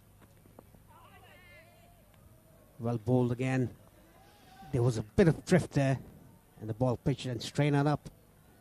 Yeah, this is the advantage now you've got of the off-spinner bowling to the left-hander, because then he's looking to beat the bat on the outside. I think that's dead straight. Oh, that looks very close. It'll be interesting to see the replay of this ball. I thought that was plumb from upstairs here. Well, let's have a look at this again. Well, actually, I'll leave Paresh to talk you through this one. Pitched in line. Oh, you can see the leg stump as well. In the back foot. Well, that's out for me. I have to say, on first view, Paresh, as you said, well, that's going to be very close. It was very close. You feel would have been hitting leg and middle, I would fancy. Outside edge, and he's gone. And another one goes. And it's the left-hander, Boone Karki, who gets a big turning off-spinner away from him. And he was trying to leave it alone in the end, but it just literally dollies to first slip. And, well, the 7th wicket falls. Look at the drift and the turn there. It's a simple catch off to the slips. He was gone last ball, but it didn't hurt UP11. Puan Kaki made 5-10. 50 is strike rate. Well, it's a difficult ball to cope with, isn't it? Because that has bounced and leapt off a length. And look how far the first slip is standing back. And he's taking that sort of almost at his chest. Very difficult conditions, this. Doesn't quite excuse the position you find the Armed Police Club on 62 for 6. But, well, that trouble continues. And it's so disappointing, especially having taken 11 off the previous over. Yes, exactly. I mean, Armed Police Force, the name of the club, with so many national players and 3 departmental teams, Nepal Army, Nepal Police and Armed Police Force. These 3 teams are always competitive. So the next man in is Nandan Yadav. He's got a job to do for his team, it's safe to say. Tall right-hander.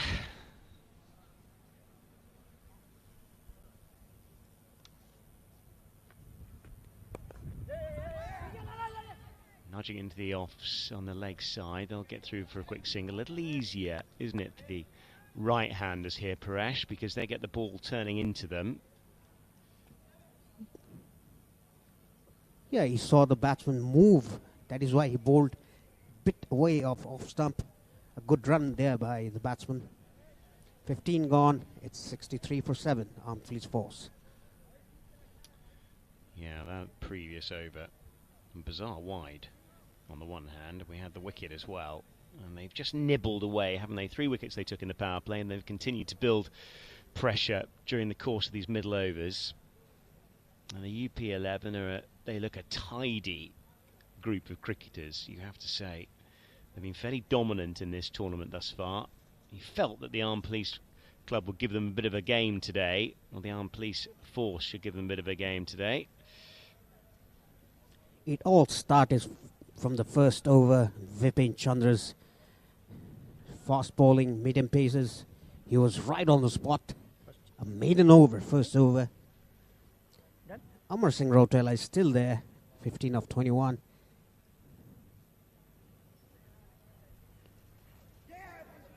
Well, down the leg side. And that might run for 4. Hasn't hit anything. That'll be buys. And that's rather handy for Nandan Yadav. Yeah, unlucky bowler. And lucky Armed Police Force gets off a must-needed boundary. He came way outside off stump. That is why the umpire didn't give the wide. Yeah, that is the way you should, disrupt the bowler's line and length. Move around the crease when there's not much of a score, 67 for 7 already. The trick is you've got to bat your 20 overs. That's the first target here.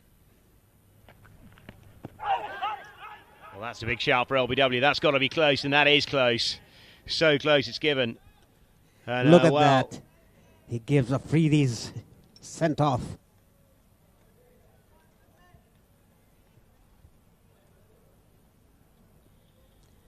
Very well bowled by Amit. Yeah. And be interesting to see that it had crashed in the middle stump. Very good umpire. Yeah, Prince Shahi's bowled absolutely superb so far. Beautifully. 3 for 9. And he picked up a hatful of wickets, of course, in the first game. Just looking back at those figures in the previous game, I think he picked up, 4 for 15. So he's 7 in the tournament so far. And look at the replay again. Pitched in line, struck in line. It would have crashed into the middle stump. A very good umpiring there. Good decision by Vinay Kumar Jha. Now, they are 67 for 8 in the 16th over. So Kishore Mahato is the next man in, batting at number 10. Shahi looking at 5, ideally. And he's got 4. Well, that's a lovely sharp catch at first slip. And oh dear, Kishore Mahato has to go as well. And real strife here for the Armed Police Club. They find themselves 67 for 9. Yeah, that was a very sharp catch by the slip fielder. The ball was traveling. Yeah, they had stick ground. A very sharp catch. Mahato goes for a knot. Might be checking the no ball here. I think that's what we've got here. We're checking the no ball. That's the only reason I can imagine that Kishore Mahato is not off the field of play. So we'll have a little look here. No, he's absolutely fine. He's got about an inch behind the line. Nothing wrong with that. Off he'll go. Yeah, there's a little part of his shoes inside the line. The line belongs to the umpire, they say. Mahato goes for a duck. And Shahi is on a hat-trick. How many 2 balls, 2 wickets we've seen in this tournament so far? 5 is the answer. Paresh. Look at the 5 catch. times. Great take.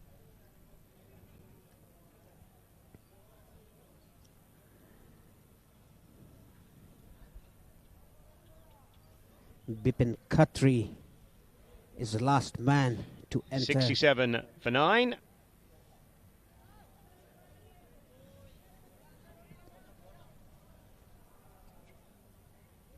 So the next man is Bipin Khatri. And this is a hat-trick ball.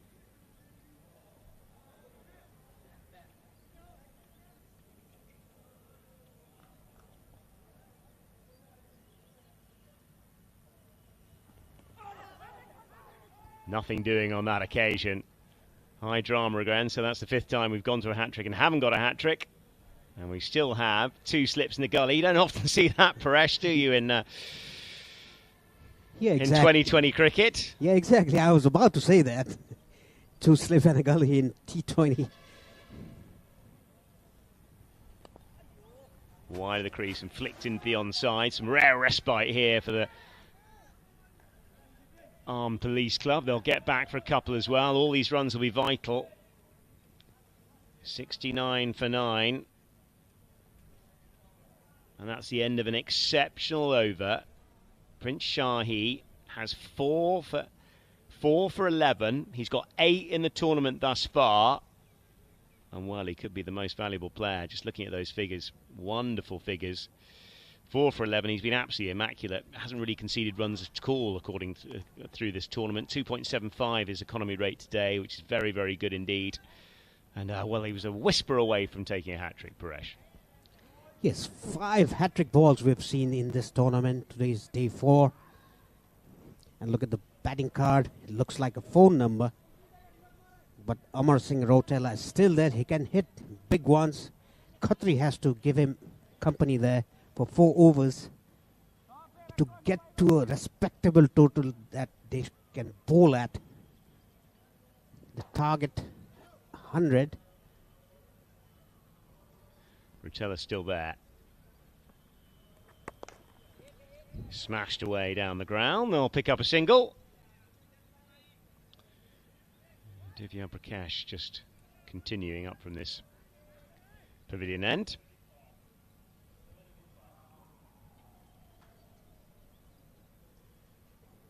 So Bipin Khatri has a job to be doing for his team here, Paresh, doesn't he? Because there's still 4 overs pretty much to play with. There's plenty of time in 2020 terms. Yes, and it's 70. It's a nice looking shot actually on the cut outside that off stump. 22 balls still remaining. If they can get 30 runs in that.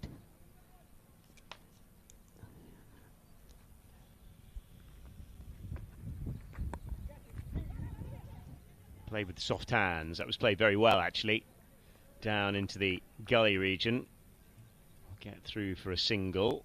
All of these will count, of course. Rather poor performance by Armed Police Force yet again in their second match.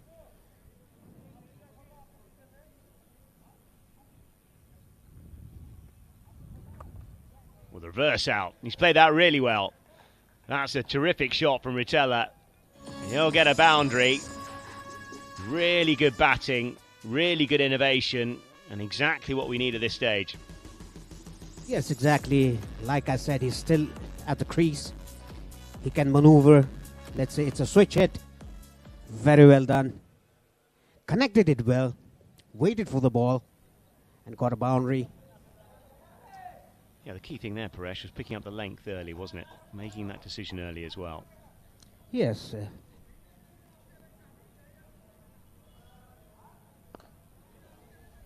Gets a full toss, which he helps into the offside. He was on the move on that occasion, Ritella. Looking to be fairly aggressive. That is what I was talking about for the last 3 days.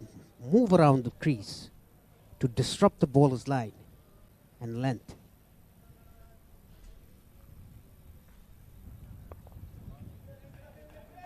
Nice work again by the left armour.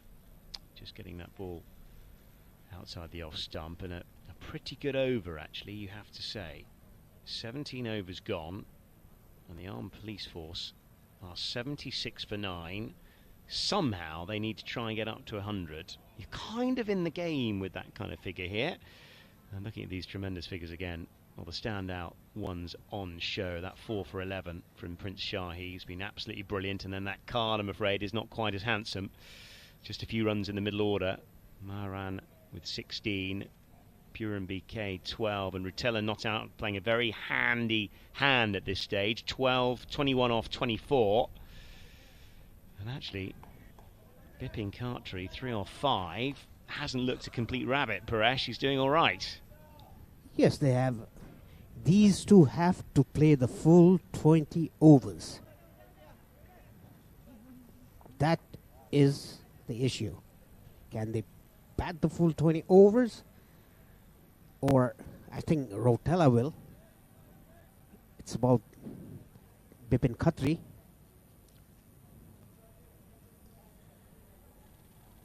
Yeah, Subman Chowdhury is the man with the ball in hand up from the market end.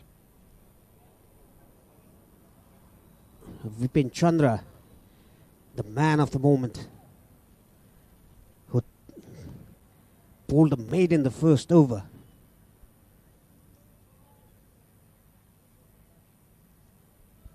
He's come back to the attack. 18 balls remaining. Can they get to 100?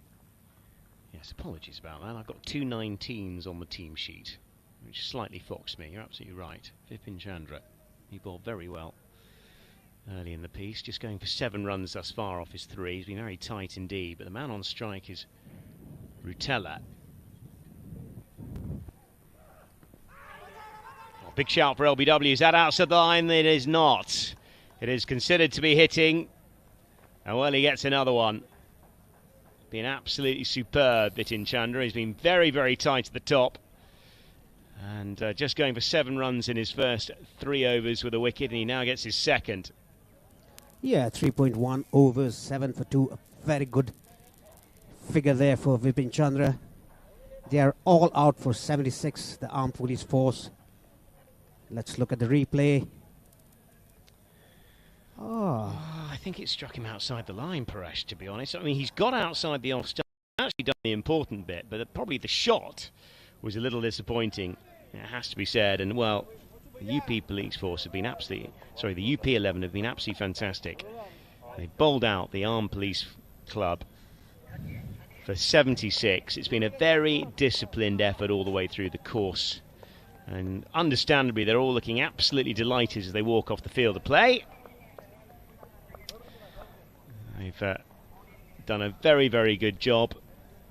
Impressive all the way through.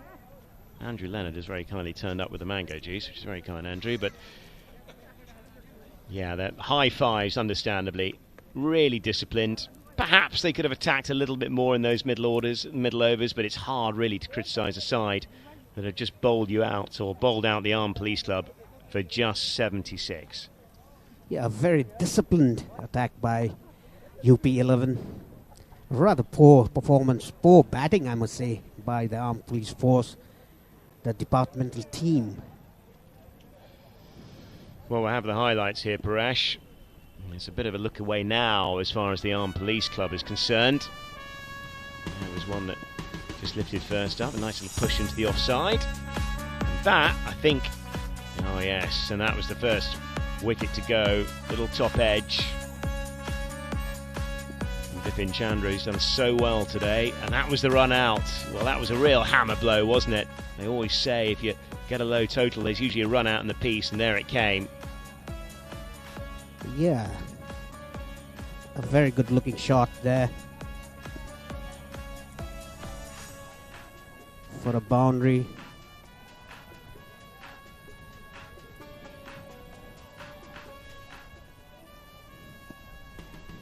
Look at that turn. Squared the batsman up. Rather poor batting by the Armed Police Force.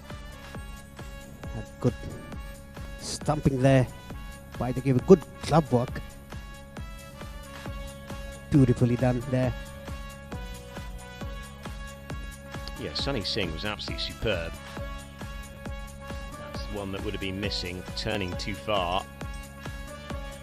One of the rare boundaries. Oh yes, that was a nasty bit of work out in the field, wasn't it? Should have done a little better, sprawling away to his left-hand side. Oh, a drop. Always need those, of course. And then, yeah, this is trying to haul through the onside, and that was another disappointing finish out in the deep. Nothing wrong with that one on that occasion. Yeah, all the way through there was a very, very tight, just again looking at the extravagant turn. As that ball gets an inside edge and runs away for one of the rare boundaries. And that was an extraordinary wide. One that missed everything, of course. Just disappeared down the leg side for 4 byes. Don't come much more plumb than that, Paresh. Yes, exactly. A very good decision by the umpire there, Vinay Kumar Jha. And look at this catch. Yeah, the catching's been pretty exceptional. That was a lovely reverse paddle around the corner. A couple of bounces away for 4. And this was a bit of a tough one. It might have been umpire's call. He did the right thing by getting outside the line, but it wasn't quite to be. It was the final wicket to fall, Bipin Khatri at the end, and there's the card. And it's just 3 in double figures, all in that middle order. Maharam with 16, Puran BK with 12, and Rutella, that was that LBW at the end. Well, the penultimate one was 21 off 25. And all in all, 76 all out is the tail of the tape. Just 17.1 overs used. And it's a pretty criminal not to use up the 20, Paresh. Yes, we were talking about Armed Police Force playing the whole 20 overs. Let's look at the bowling card. Divya Prakash Singh, 3 overs, 19 for 1.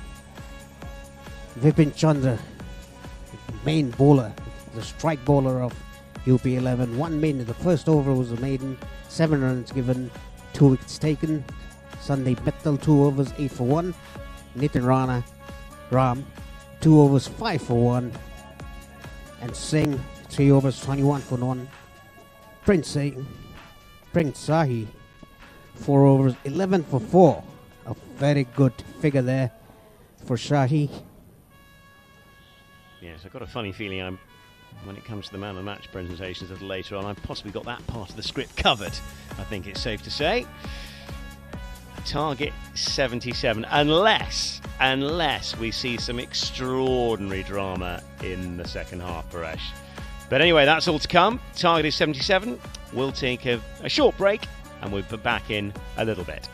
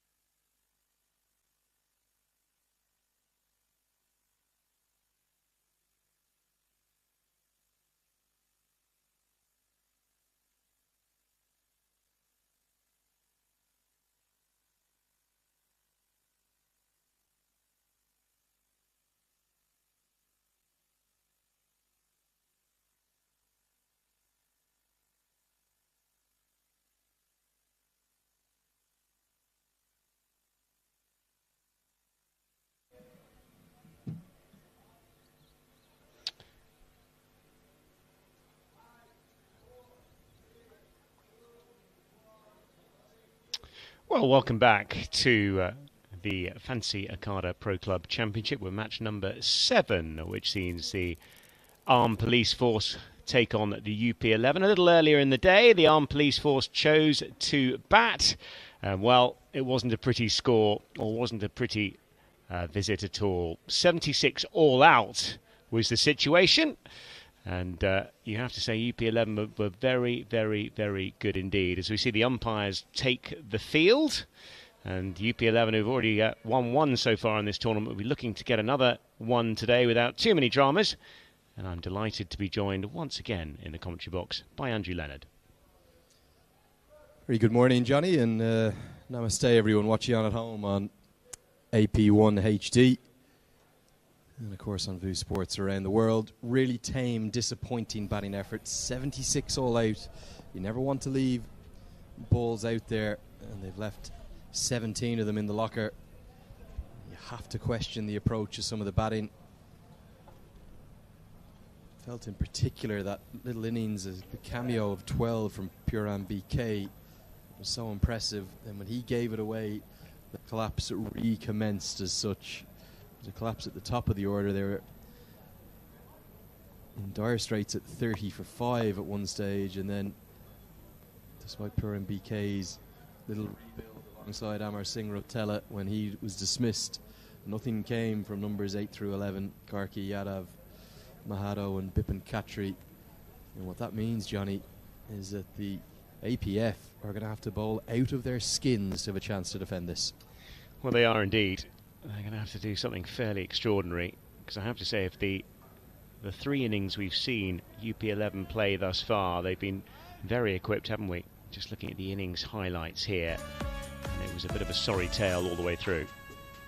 Yeah, wickets right from the off, and I think the big issue was that the wickets were even falling to seam. Chandra and Mittal were outstanding, bowled really nicely up the top, and then you stick a calamitous run out into the mix of arguably your best batter in the shape of the Nepali international Sandeep Jura, and when he's been dismissed via that run out, sharp glove work from the keeper who had a really good day out there, you end up with a position where you're not just short of par, you're miles under par. At the halfway stage of this match number 7, I wouldn't believe that after just 3 innings the rather fancied APF side are staring down the barrel of the exit from the tournament. They are indeed. As we look at, a number of very, very, very plum LBWs. But opening the bowling up here will be, looks like Kishore Mahato just down below us. Up here from the pavilion end. And the 2 men who will be batting first today will be Nitin Ram and Aki Sharma. Yeah, the UP11 have been impressive, haven't they? Big win in their opening game. They'll be looking to make it 2 from 2 and seal their spot in the semi-finals, get some more TV time, stay in the mix to be the maiden Fancy Akhada Pro Club champions here in 2022 in beautiful Barawa. But for the APF, they're just going to need to keep things tight to start with. And it's going to be Mahado with the ball in hand from the pavilion end. Oh, down the track immediately. Kishore Mahato on a length. But a sign of intent already from UP11. I don't think it's going to take them very long with that kind of attitude. Well, in a funny way, in a small chase, sometimes you're better off really throwing caution to the wind. Just getting the heads down of the fielders immediately. A late cut, which will be run down to 3rd man for the first runs of the piece.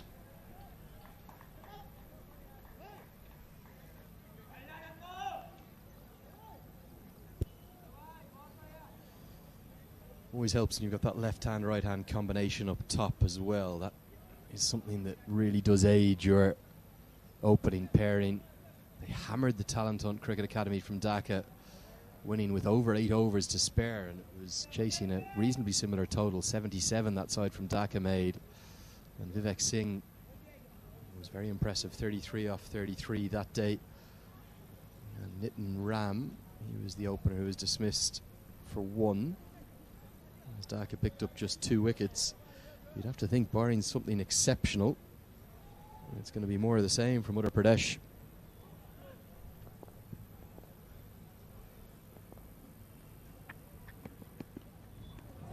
A bit outside the off stump and looking to lace through the offside. Doesn't connect on that occasion. For Pradeep Irie and his team here, they have to find a way to build some pressure. It's going to be very difficult without scoreboard pressure. So the primary way to do it will be by taking wickets. That's not to say you have to bowl in swinging Yorkers at 90 miles an hour. You've just got to build up pressure by bowling some dots.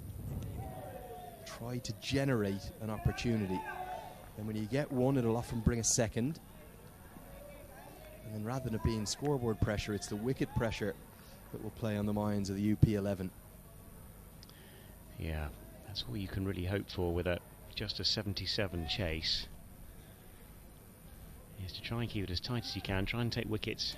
Now look at the flags flying, and that just indicates the kind of winds that we've had through the course of the last couple of days, which did a little bit of damage to the commentary box up here. Now operating round the wicket, and very good diving stop into third man. Pretty tidy over thus far. It's a great stop. The gully gets his body on the line to keep it to a dot ball. Really good effort from Jora in the gully. Never easy on an outfield that has been a little bit bumpy. But that wind that's coming from right to left as you look at your screen will bring the ball back in to the left-hander. Yes, and just swinging it back, as you quite rightly pointed out, from wide of the off stump, and that's a nice bit of bowling and a very solid start. 1 over, gone, and just the 1 on the scoreboard.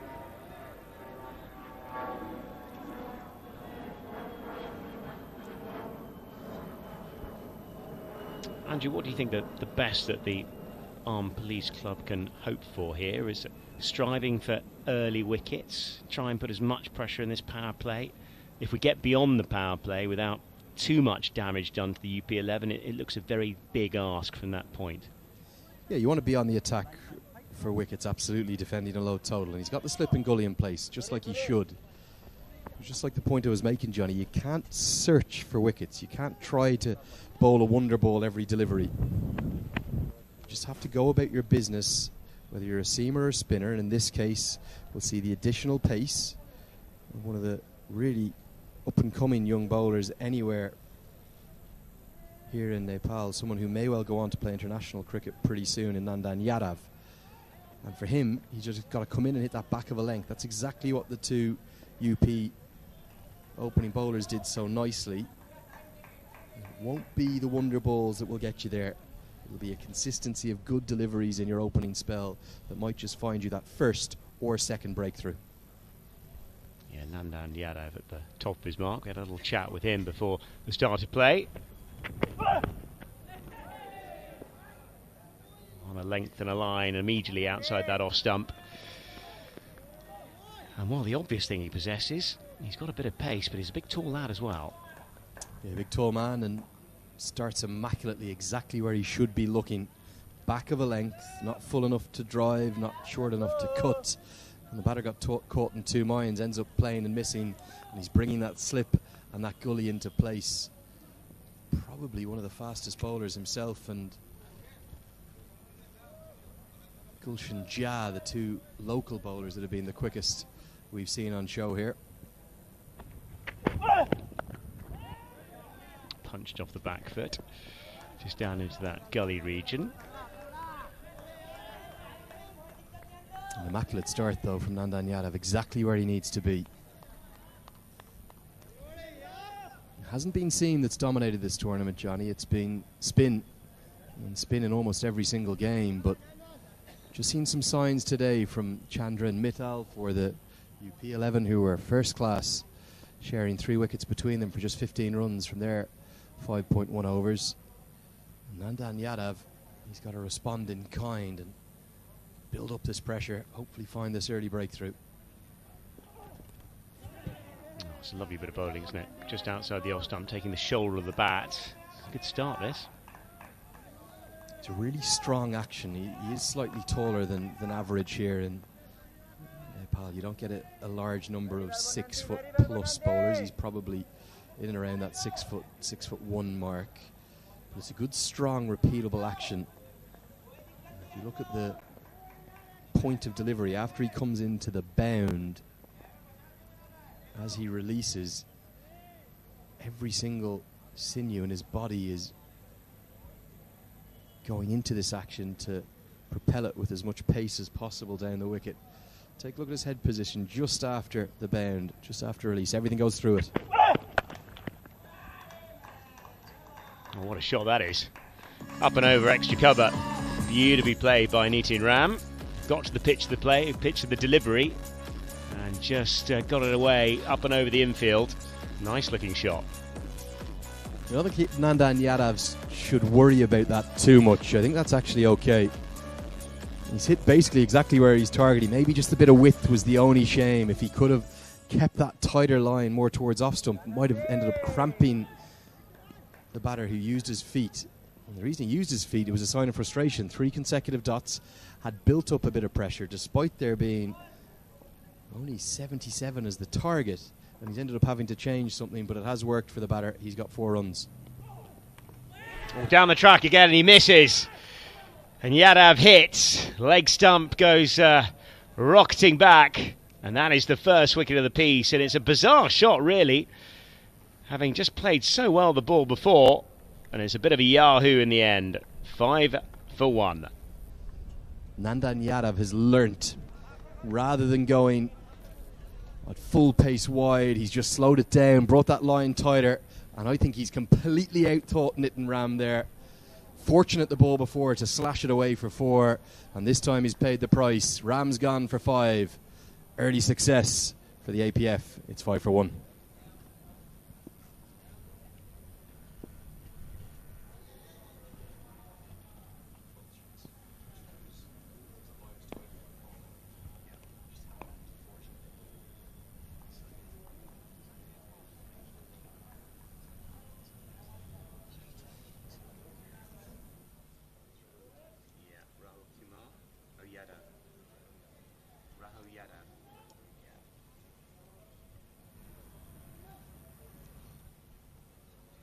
Next man in for the UP11 is Rahul Yadav.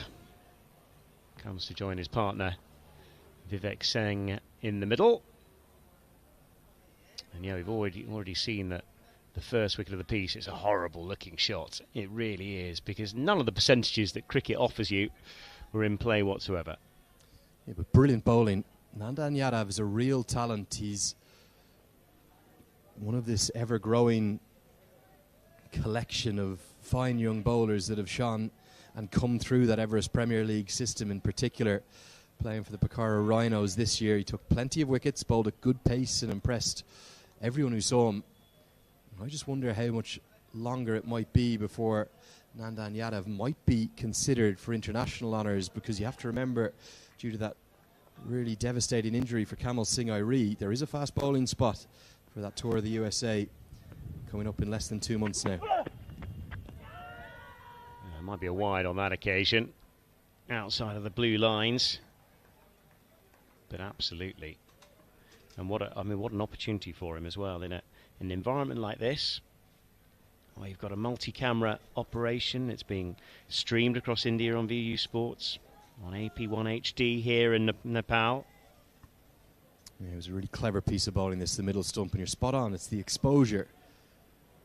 Nepali cricket is a great little world. It's a small world, though. There's fans in their millions, but they all talk. And they all talk in the fan forums on social media. Yadav takes 4 for 10, 4 for 15 here. The fans, they're going to start talking. Nice bit of real conventional cricket there to finish the over. A leave outside the off stump. Almost as if everybody's wearing white, so we're playing across 5 days. End of the over. I was just looking at the points table. And, well, the Nepal Army Club, the Nepal Police Club, a real armed police, a real bother, aren't they? Down there at the bottom of the table, horrible looking net run rate. And of course the Uttar Pradesh 11 are going very nicely indeed. There's the card though, 6 for 1 after the second over. So at least they've struck, that's the main thing for the Armed Police Club. And they need to take a few more wickets, you feel, in this power play. Probably need 2, if not 3 more wickets in the power play. They'll need their opposition certainly to be 3 down, if not 4 down, to have any real hope. 4 overs remain. Going up and over on this occasion. I'm not sure it'll quite make the boundary, or will it? It does. Just about got enough of it to clear the infield. Not the most positive shot of all time, but he just did enough. Didn't quite come out of the middle, did it? Good intent though, and at least he's hitting with a straight bat. The ball angling into him with that wind, maybe just a little bit too full. Want to be back of a length here. Anything full, whether you're bowling spin or seam, can be hit away for runs. And the mid-off fielder for just a few moments was slightly interested in that one. Oh, shout for LBW, that might be interesting. Just drifting down, I think. Just on the angle as well, going round the wicket. It does take a number of equations out, really, as far as the right arm is concerned. Looking disappointed, though. I think that's a fair shout. Leave it, because I think this is not just close. I think it's very close. Leg stump is going to be the question. Will it have gone on to hit leg? Certainly would have clipped it. It would have been probably one of those ones on DRS that would have been umpire's call. Looked mighty adjacent, trapped right in front. But the decision's gone the way of the batter and given leg boys, so certainly no bat involved. Very tight this. Yeah, he's walked across his stumps, hasn't he? I think it's a lot tighter than I thought at first glance. You clearly have better eyes than I do, Andrew. Both bespectacled up here in the commentary box.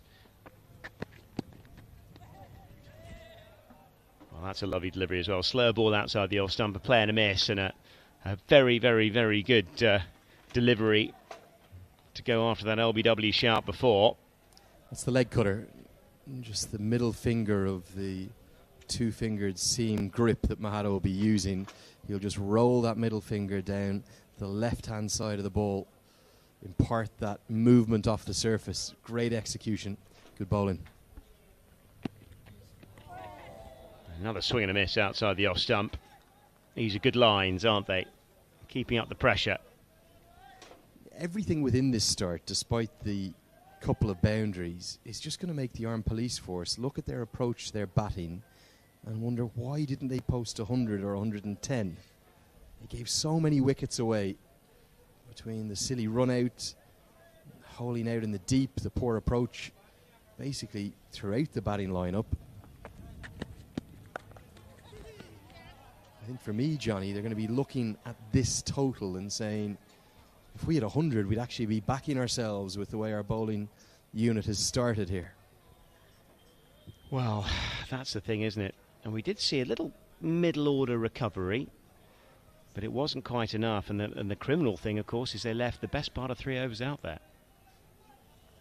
There are those flags again, just indicating the kind of wind that we do have here, which is lovely, actually, because we get a little bit of breeze in the commentary box, a little bit of respite from the conditions. And Johnny, this wind is ideal for Kishore Akhada. He's going to help him with his away swing. That's well played down through the gully region. There is a man down there at third man, so they'll just get through for a single. 66 required off 103 balls is the equation. At the end of the third over, it's 12 for 1.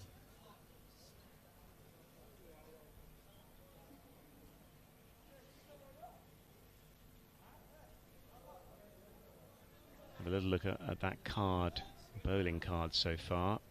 Nandan Yadav, 1 for 5, bowled very nicely. Kishore Mahatu, none for 6, but probably count himself a fraction unlucky. Big LBW shout in the previous over.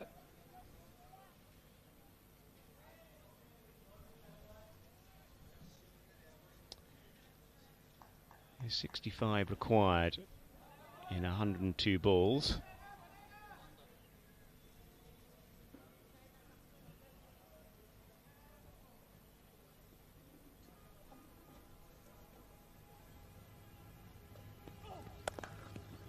That's a lovely looking shot. Just a fraction short by Yadav, and it's pulled away on the onside with aplomb. Yeah, one Yadav to another, and Rahul Yadav wins this little event. Wasn't even that short, and he just picked up that length and pulled it away. Probably the shot of the day, in fact, on game day number 4. Stand and deliver stuff, but good execution because he's hit from high to low, and he stayed fully in control. Yeah, Rahul Yadav played that very nicely indeed. It's a controlled shot from start to finish.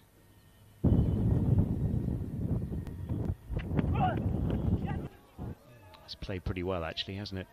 Just outside that off stump. Soft hands was the marker there. Just really like the lengths that Nandan Yadav bowls. He very rarely goes too full. His natural length at his height will be just back of a good length, I suspect. Not quite on that archetypal good length. It'd be a little bit shorter than that. And you think that in the wickets that the Nepali national team are going to go across and play at in America, which have been pretty helpful to the seam bowlers from what I've seen in recent times, he could be a bit of a handful with that extra height, the bit of bounce that he generates. Slip comes out now, he comes into mid-wicket, but it's almost a catchy mid-wicket. Interesting battle here. Oh, a sharp for LBW, but I think that's going down. Possibly hitting him outside the line as well, and might have even been a bit of bat on that as well. Bit of movement though, again, it's the off-cutter. Definitely no bat involved, but it's height that has saved the batsman here. Good execution of skills again. Definitely Yadav is causing problems. Yeah, he is. Lovely build for a fast bowler. And actually, although the spinners have prospered during the course of this tournament, there's a little bit in it for the quick man as well. Certainly plenty of bounce on offer and on show.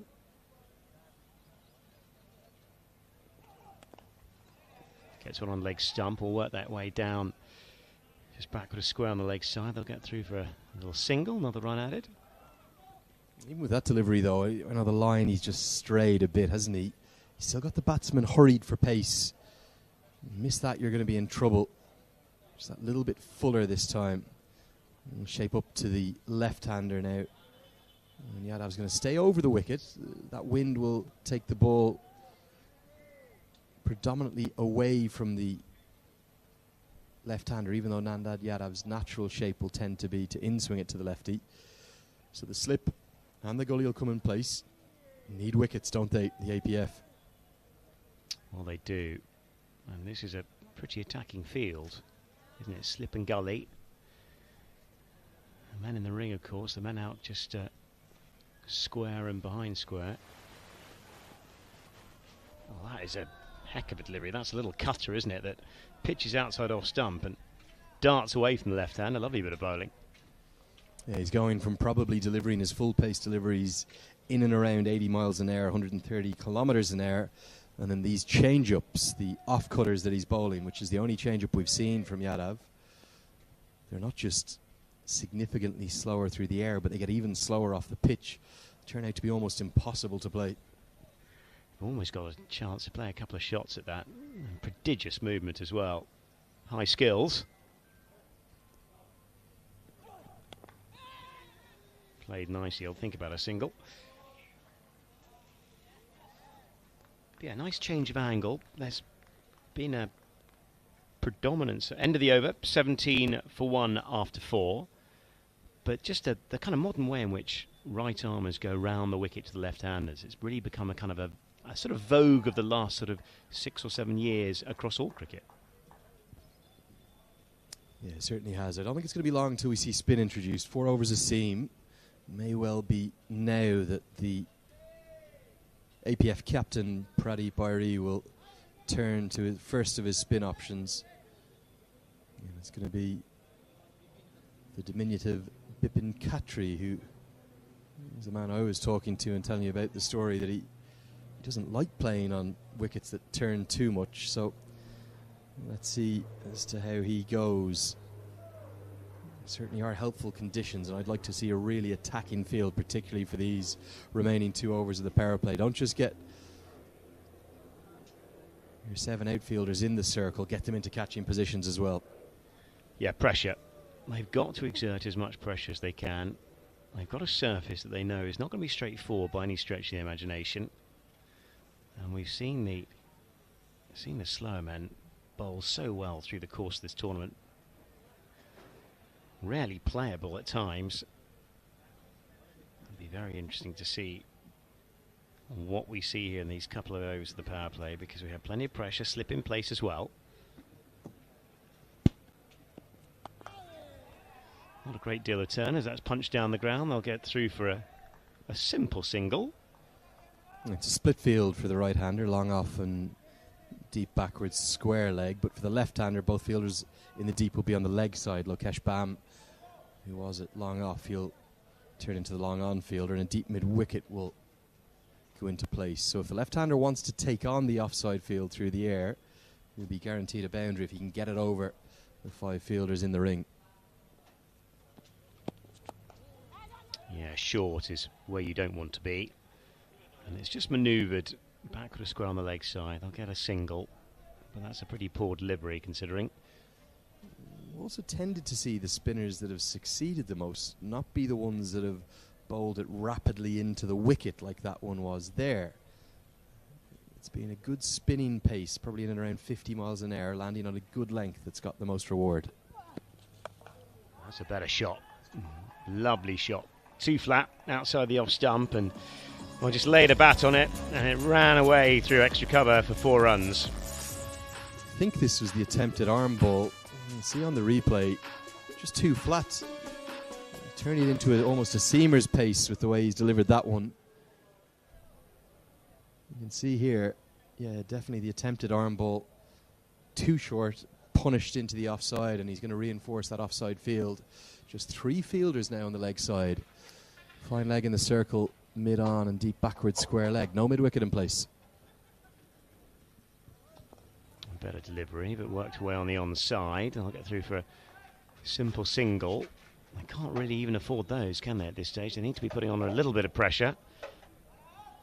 I spoke to you about the seamers needing to not look for the glory ball and just build up some pressure through the consistency of their bowling.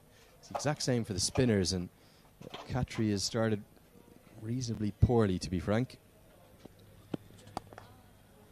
Again, just worked away to mid-wicket. Looking to turn the ball back into the left-hander from round the wicket. Shorter, and that's plugged away, and well, it just evades him out at mid-wicket. Not by a great deal. They'll run away for 4 through mid-wicket. That's another really poor delivery. This isn't far off a long hop, to be honest with you. Bowled it at a pace that's going to be very comfortable for the left-hander to pick it up. Yes, he's only just got it over the head of the mid-wicket fielder, but as soon as it beats him, it's always going to be 4. And the first big over of the chase sets things up very nicely for the UP11. 5 gone. It's 28 for 1.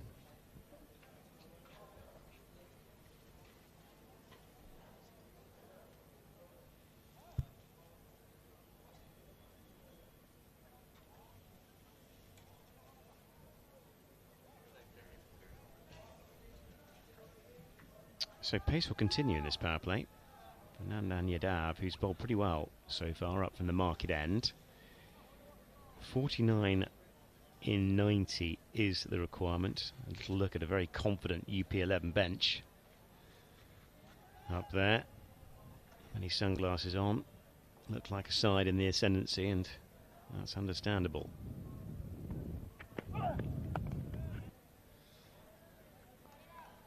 Another tight delivery from Yadav, and he actually has been a pretty good exponent of line and length thus far, Andrew. Yeah, even the 2 boundaries he's been hit for, one of them was very fortunate through the offside. He's kept things simple. That's all you need to do when the bowling conditions are in your favour.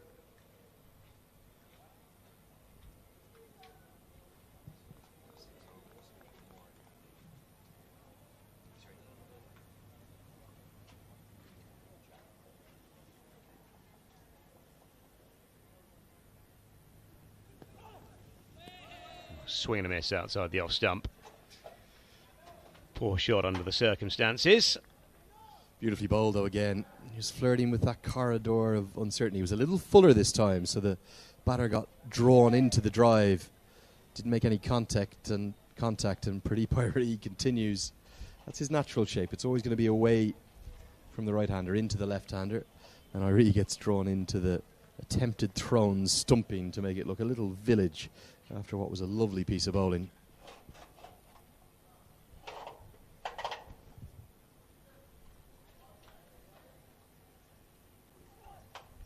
Oh, it's a lovely delivery.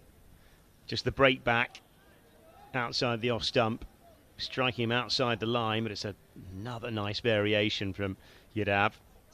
Yeah, look at the skills. An outswinger in and around 80 miles an hour that beats the drive, and then from a very similar line, with no huge change in action, in comes the off-cutter. And that off-cutter is just going to be done by rolling the fingers over the ball rather than down the seam to get your away swinger going like that. And as soon as he's done that, it's cut the batter in half. And he's had absolutely no chance. Outstanding skills from a very talented young bowler.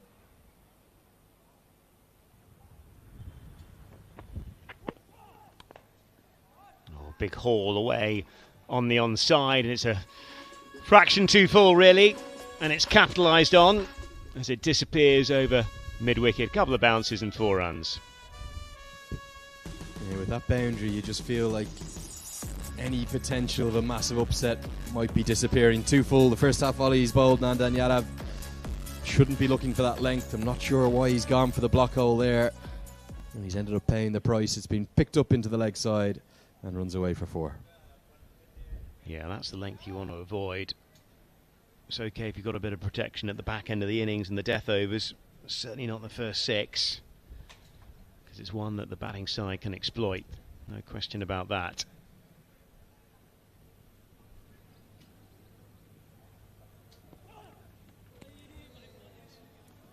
A bit short and a bit wide.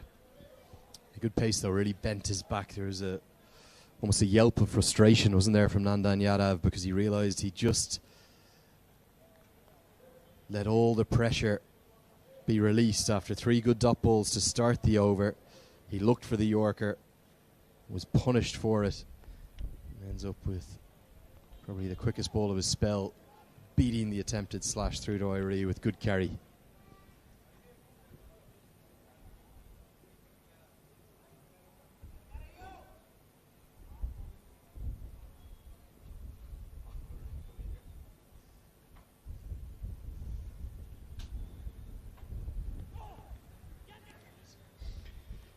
Nice delivery again outside the off stump. As that concludes the over. 32 for 1 UP11, and they're looking to try and get a score of 77 to win this game. I'm delighted to have Paresh alongside me. So we just have a quick look at the first wicket to fall, which was a horrible looking shot, actually, I have to say. Not one that Nitin Ram will look back fondly on. And then a succession of nice shots, actually. The key thing was actually beating the infield. That's been the mark of this batting display thus far. It's been a pretty impressive, solid performance, actually. The key thing was not losing any wickets in this period. Yes.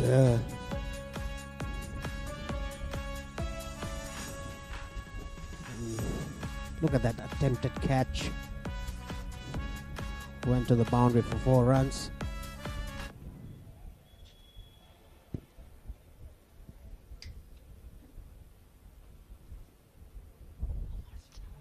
Amar Singh Rotella will take us out of the power play. 32 for 1, no major dramas in that period. It doesn't need to be, really, when you're chasing 77. And Vivet Singh, the lefty, is on strike. Oh dear, how do you play that? Paresh, it's a slow ball outside off stump. It's gone through the top, and it's it's bounced off a length, hasn't it? Play that if you like. Yeah, I think it's probably had pitched on the seam, off cutter, a quick off cutter. Very quick indeed, and that one bounces extravagantly as well. There's one that darts back off the seam. That might be tight. Is that out? It is. Oh, what a horrible, horrible, horrible bit of running. Oh dear, there was never a run. And well, old Rahul Yadav has to drag himself off the field of play. Let's have a look at this. Yes, I mean, there was no run whatsoever. Another twist in the tail, Johnny. Well, another twist in the tail. They're under no serious pressure whatsoever. They've got up to the safety of 32 for 1 at the end of the power play, and now they've lost a wicket immediately just after. And they don't need to put themselves under any unnecessary pressure, really. But anyway, we've had a run out in the first innings, and now we've got a run out in the second. Yes, totally unnecessary. The non-striker didn't have to go for it. They were completely in control for the chase. They just needed 45 runs to win. Still 9 wickets in hand, and just the 7th over. Well, Raj Kumar Yadav will be the man that comes out. He'll come along at the non-striker's end. 2 wickets down now. Can the Armed Police Club force some kind of pressure here?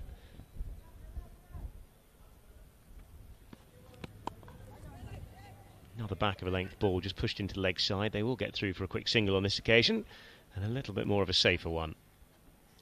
Yeah, he just waited for the ball, just clipped it off his thighs for a single. Yeah, they just have to just rotate the strike. Not under a lot of pressure. The UP11 team. Yeah, Paresh, it's interesting, isn't it? We've seen a lot of sides struggle in the first innings of these games, and funnily enough, most have actually opted to bat on pretty much every occasion. Yeah, and they haven't put on a good score. Yesterday, the Dhaka 11 scored 77 all out. Back over the wicket and pushed into the offside. Oh, they'll get overthrows here. Might get a few of them. Oh, that's a sloppy bit of work in the outfield as well. And they'll get 4 of them. They can't afford that, the Armed Police Club. They haven't got many on the board to defend. Overthrows, well, you can accept that to some extent. No backing up. But then to go for 4. You cannot hit the stumps when the batsman is there, close to the crease, and there's no backup whatsoever. And a very lousy effort by the boundary fielder there. Yeah, lousy being the operative word. Another little slur ball outside the off stump. Unfortunately, he's overstepped. Another run to the total. And the Armed Police Club can ill afford these. And a free hit. Yeah, here we go. We haven't seen many of these in the tournament, actually. I only can remember one. I think it's the second of the tournament thus far. Just having a look again, and yes, just overstepping there. I've seen that on a couple of occasions.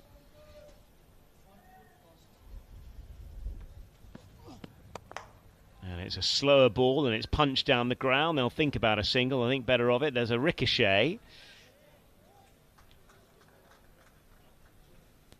Sundeep Zorav was there on long off. And what a fielding he did. Direct hit. Well, Rotella, you've got a run out so far in this over. Mixing his pace up, Paresh, which is the way to go on a surface of uneven bounce. Yes, exactly. I mean, Rotella doesn't have that kind of pace which Nandan Yadav and Mahato has. So he's going to mix his ball. Variations. A little variation on that one as well, because that's a little off-cutter that hasn't missed the stumps by a great deal. End of the over, 38 for 2 after 7. And my maths suggests that's 39 to win, but my maths aren't the best, Paresh, but I'm pretty sure that's the equation. Just have a quick look at this card. Well, Ram, with that extravagant drive, went for 5. off Yadav, who bowled pretty well up at the top. Singh's there, not out on 10 or 14. Yadav ran himself out for 16. And Raj Kumar Yadav is out there at the moment. Probably have a change of bowling up from the market end.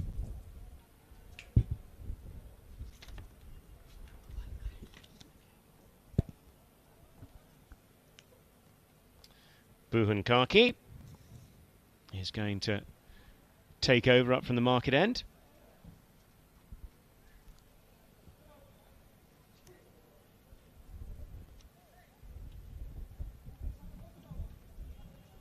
Just marshalling of the troops.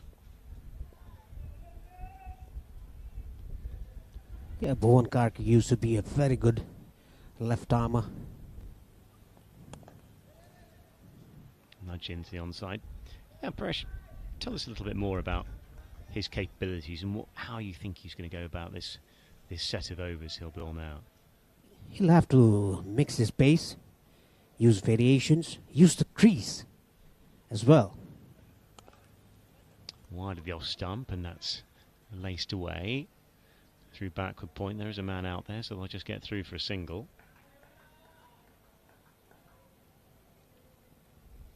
Raj Kumar Yadav comes to the strike.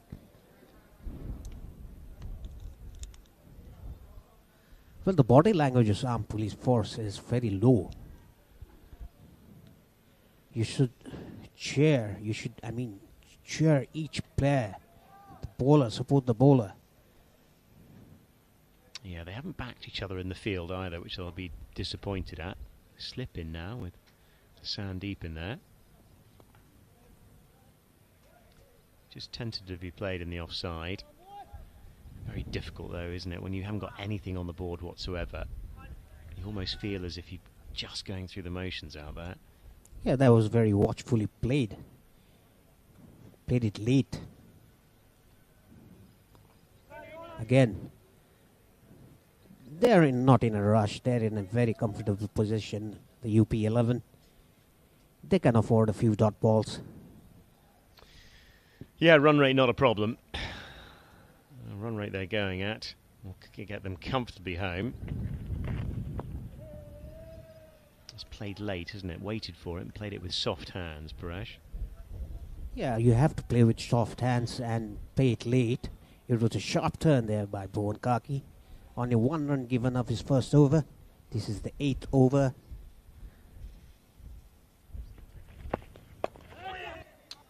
Could have ended up with the caught and bowled, just stopped on him in touch. As Raj Kumar Yadav almost chips back to the bowler. End of the over, tight one. 39 for 2 after 8 overs.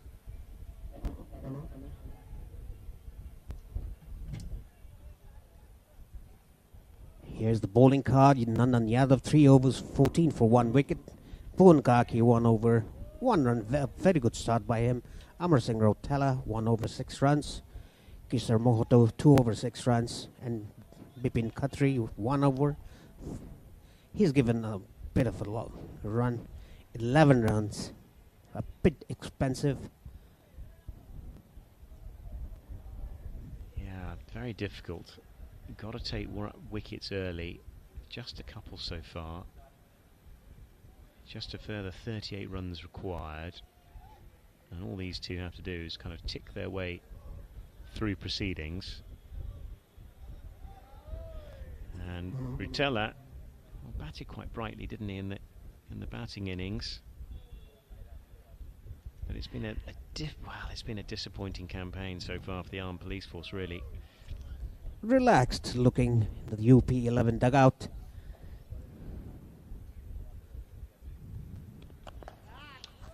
Teller just operating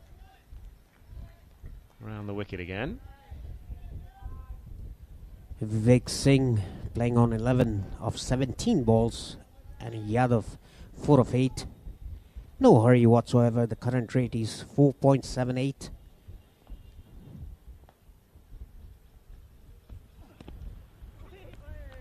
Well, that's where to be, isn't it?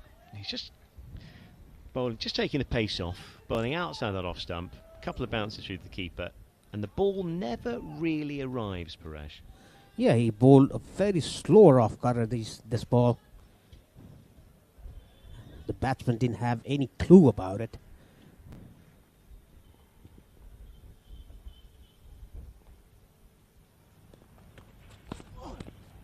Down the track, advancing down the track, and a swing and a miss outside the off stump. Shades of intent.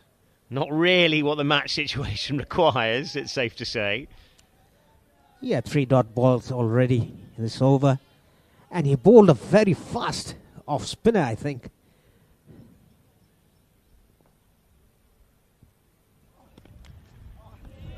Again, a huge heave by Vivek Singh outside the off stump. Good stuff this from Rotella. Just probing away outside that off stump. Yeah, and the batsman got the bottom of the bat. 1 bounce to the keeper. The ball stayed rather low.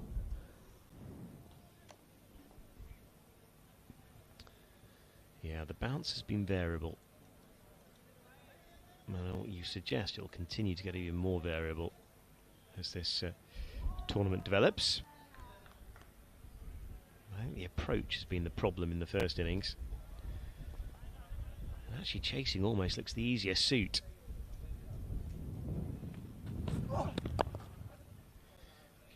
Play away on the offside, just bumps out to deep extra cover.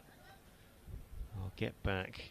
Will they get back for a couple? They will. No more overthrows, and it's a very scrappy effort here by the Armed Police Club. We've had a couple of sets of overthrows, and when you got 77 on the board, or defending 76, 77 the target, it's really not where you want to be. Yeah, Kishore Mohoto was the fielder there. Chipped it on the offside in the extra cover region. Kishore Mohoto with the throw there. Amar Rotella was unable to hold the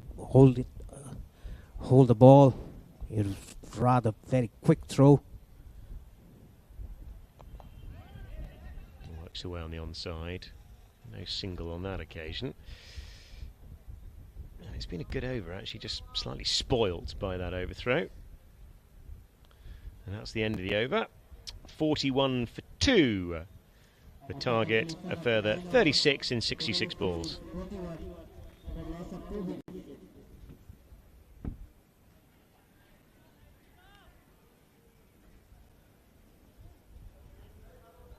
Here's the batting card of UP11. Ram, 5 of 7. Singh, not out, 13 from 22. Yadav, 16 of 18. And yet,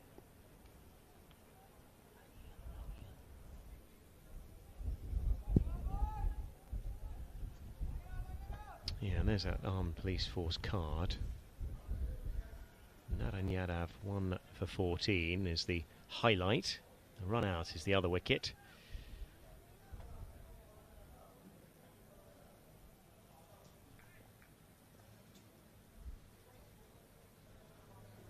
.66 required. 36 off 66. Oh, push into the offside. That's almost out. Just bouncing short of that extra cover. yeah, fielded very well there by the fielder.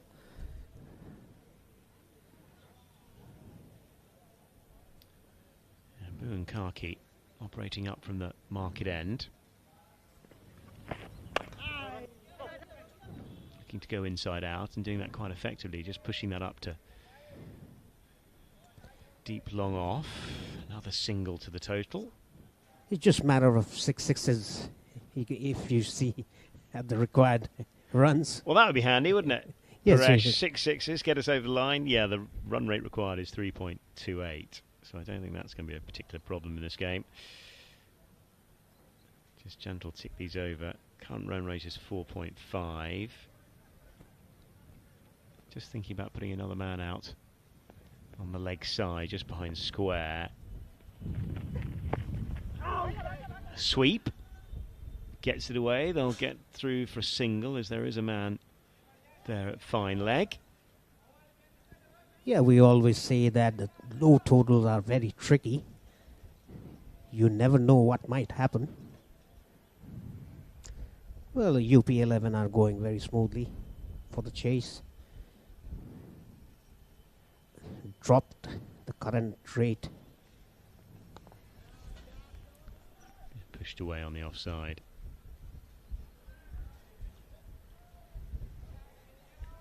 Yes, well, the UP11 will have bigger challenges to come, you feel, through the course of this tournament. Closing in on their second win, 2 from 2.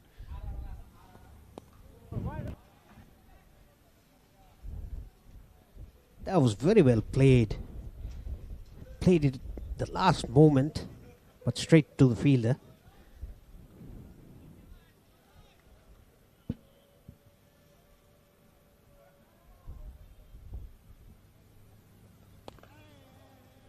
Punch off the back foot as well. Just to finish the over, and the UP11 are 43 for 2, and we've got 10 overs gone, and we'll have a little bit of a drinks break.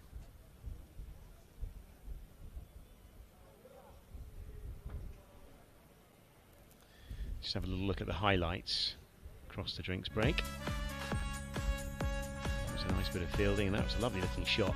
Problem is, he didn't follow it up with a particularly good one at all. Horrible dance down the track, and well, there went the stumps all over the shop. That was the first wicket, then a punch up and over extra cover. Run's still hard to come by. Doesn't really matter when you're chasing down 77. Yeah, the wicket, we saw that he came down the track and tried to slog across the line. That is not the way to bat. If you come down the track, play it straight. Hit the ball over the bowler's head.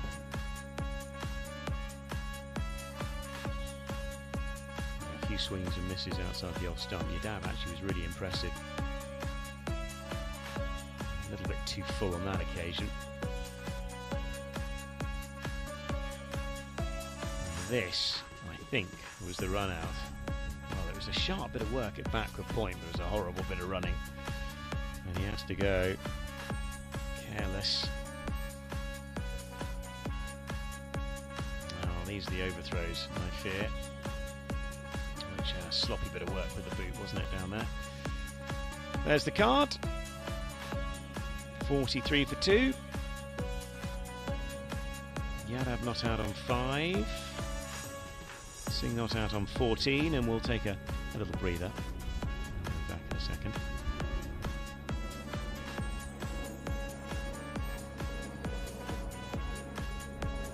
Just bring you those armed police force figures as well. And then Yadav, the pick probably 1 for 14. Blue and khaki pretty tight as well. Economy rate of 1.50. Expensive, wasn't he? 11 coming off that 1 over. 43 for 2 after 10.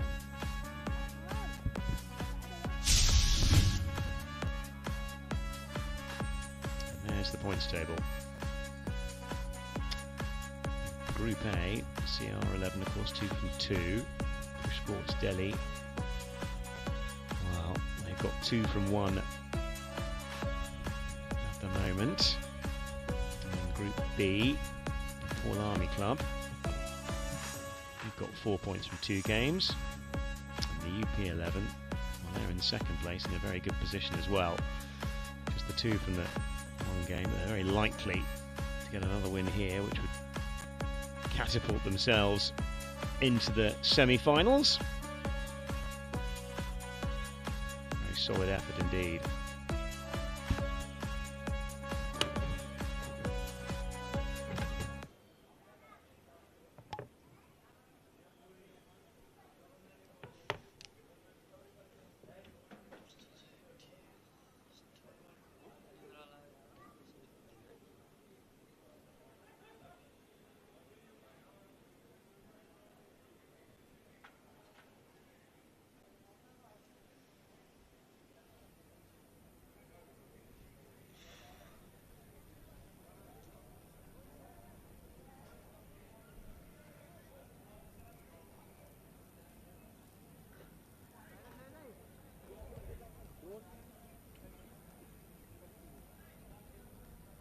Well, you join us back after the drinks break, and Amar Singh Rutela will continue up from this pavilion end. Paresh.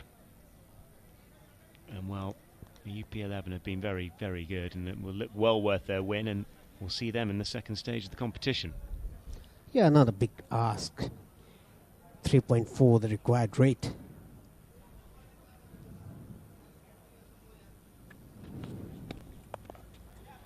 Wide of that off stump.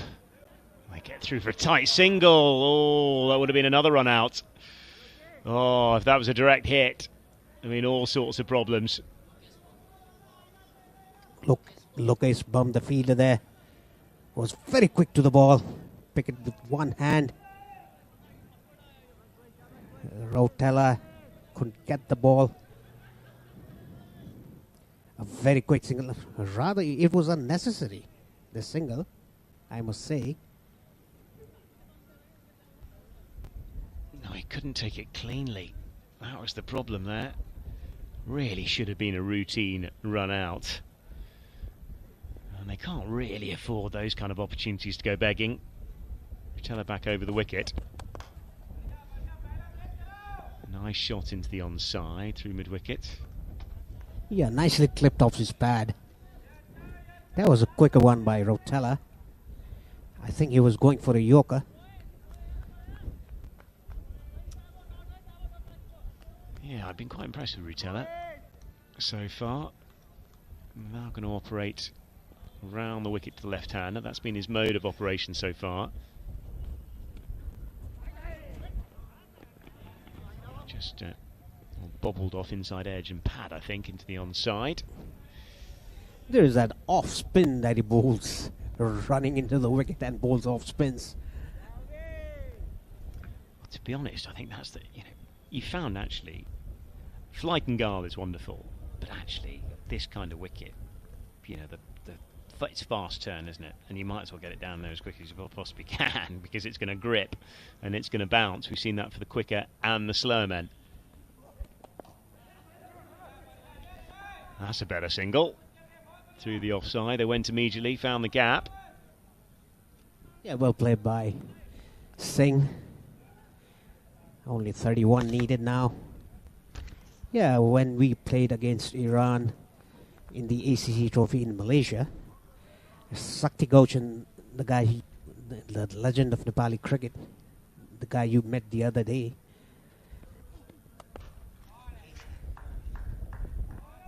Oh, that's a pretty fuller ball, full toss. It's there.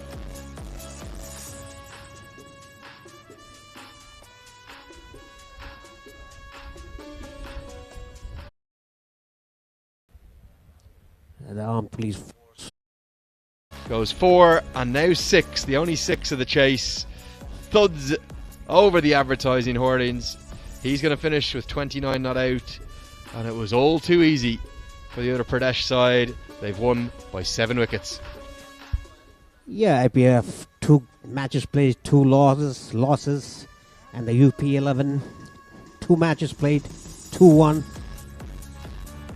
I think they are top. They are top in the table because of the run rate, the UP11. Now it'll be an interesting clash against Nepal Army and UP11. This is the winning moment. What a way to do it. The 36th of the Fancy Akhada Club Championships.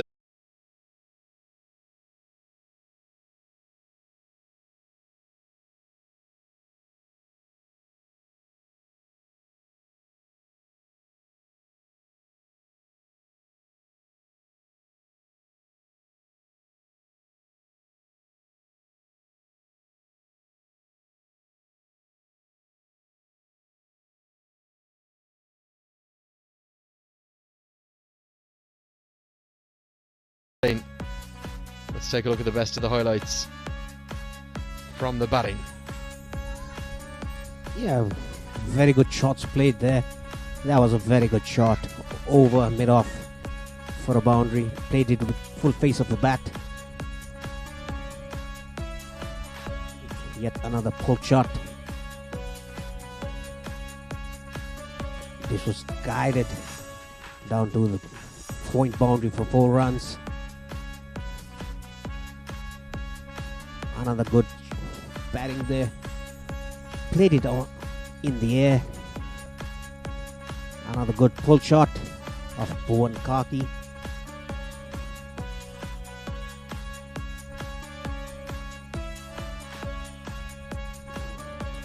This throw was totally unnecessary. Amar Singh Rautela was bowling so well. Yet another pull shot there.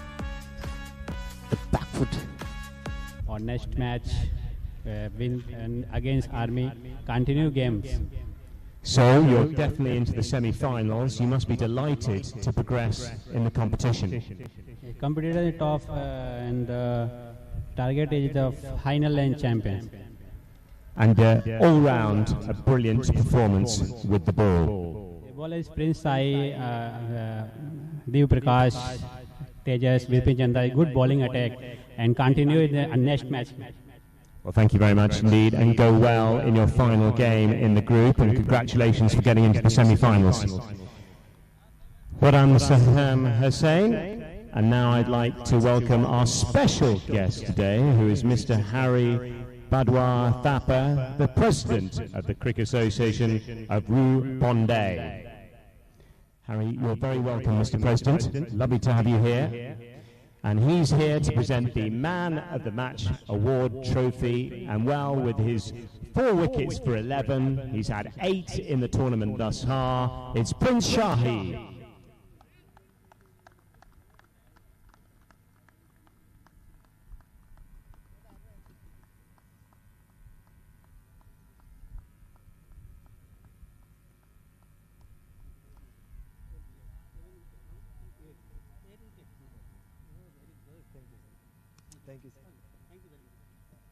Prince Shahi, many congratulations. 8 wickets in the tournament. You bowled beautifully. Thank you so much. I just tried to bowl wicket to wicket, and wicket is helpful for the spinners, and the result is our favour. And all round, your bowling performance today was immaculate, and your fielding was good as well. Yeah, 2 or 3 left arm, Dev Prakash and Tejas is also very good spinners, and medium pacer Bipin Bhai and Sandeep Mittal is a very good bowler. As a current player of state, that's why their bowling and fielding are very good over. Prince Shahi, congratulations for your 8 wickets. Thank you very much indeed. And well, that wraps up the post-match presentations.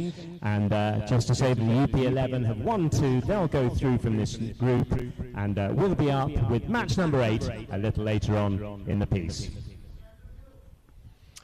Yeah, thank you very much, Johnny. And that is going to wrap up our coverage from the first game of the day. But every day we've got 2 games, and this afternoon, upcoming, it's the Malaysia 11 against the Push Sports Delhi side. That game starts in just over an hour.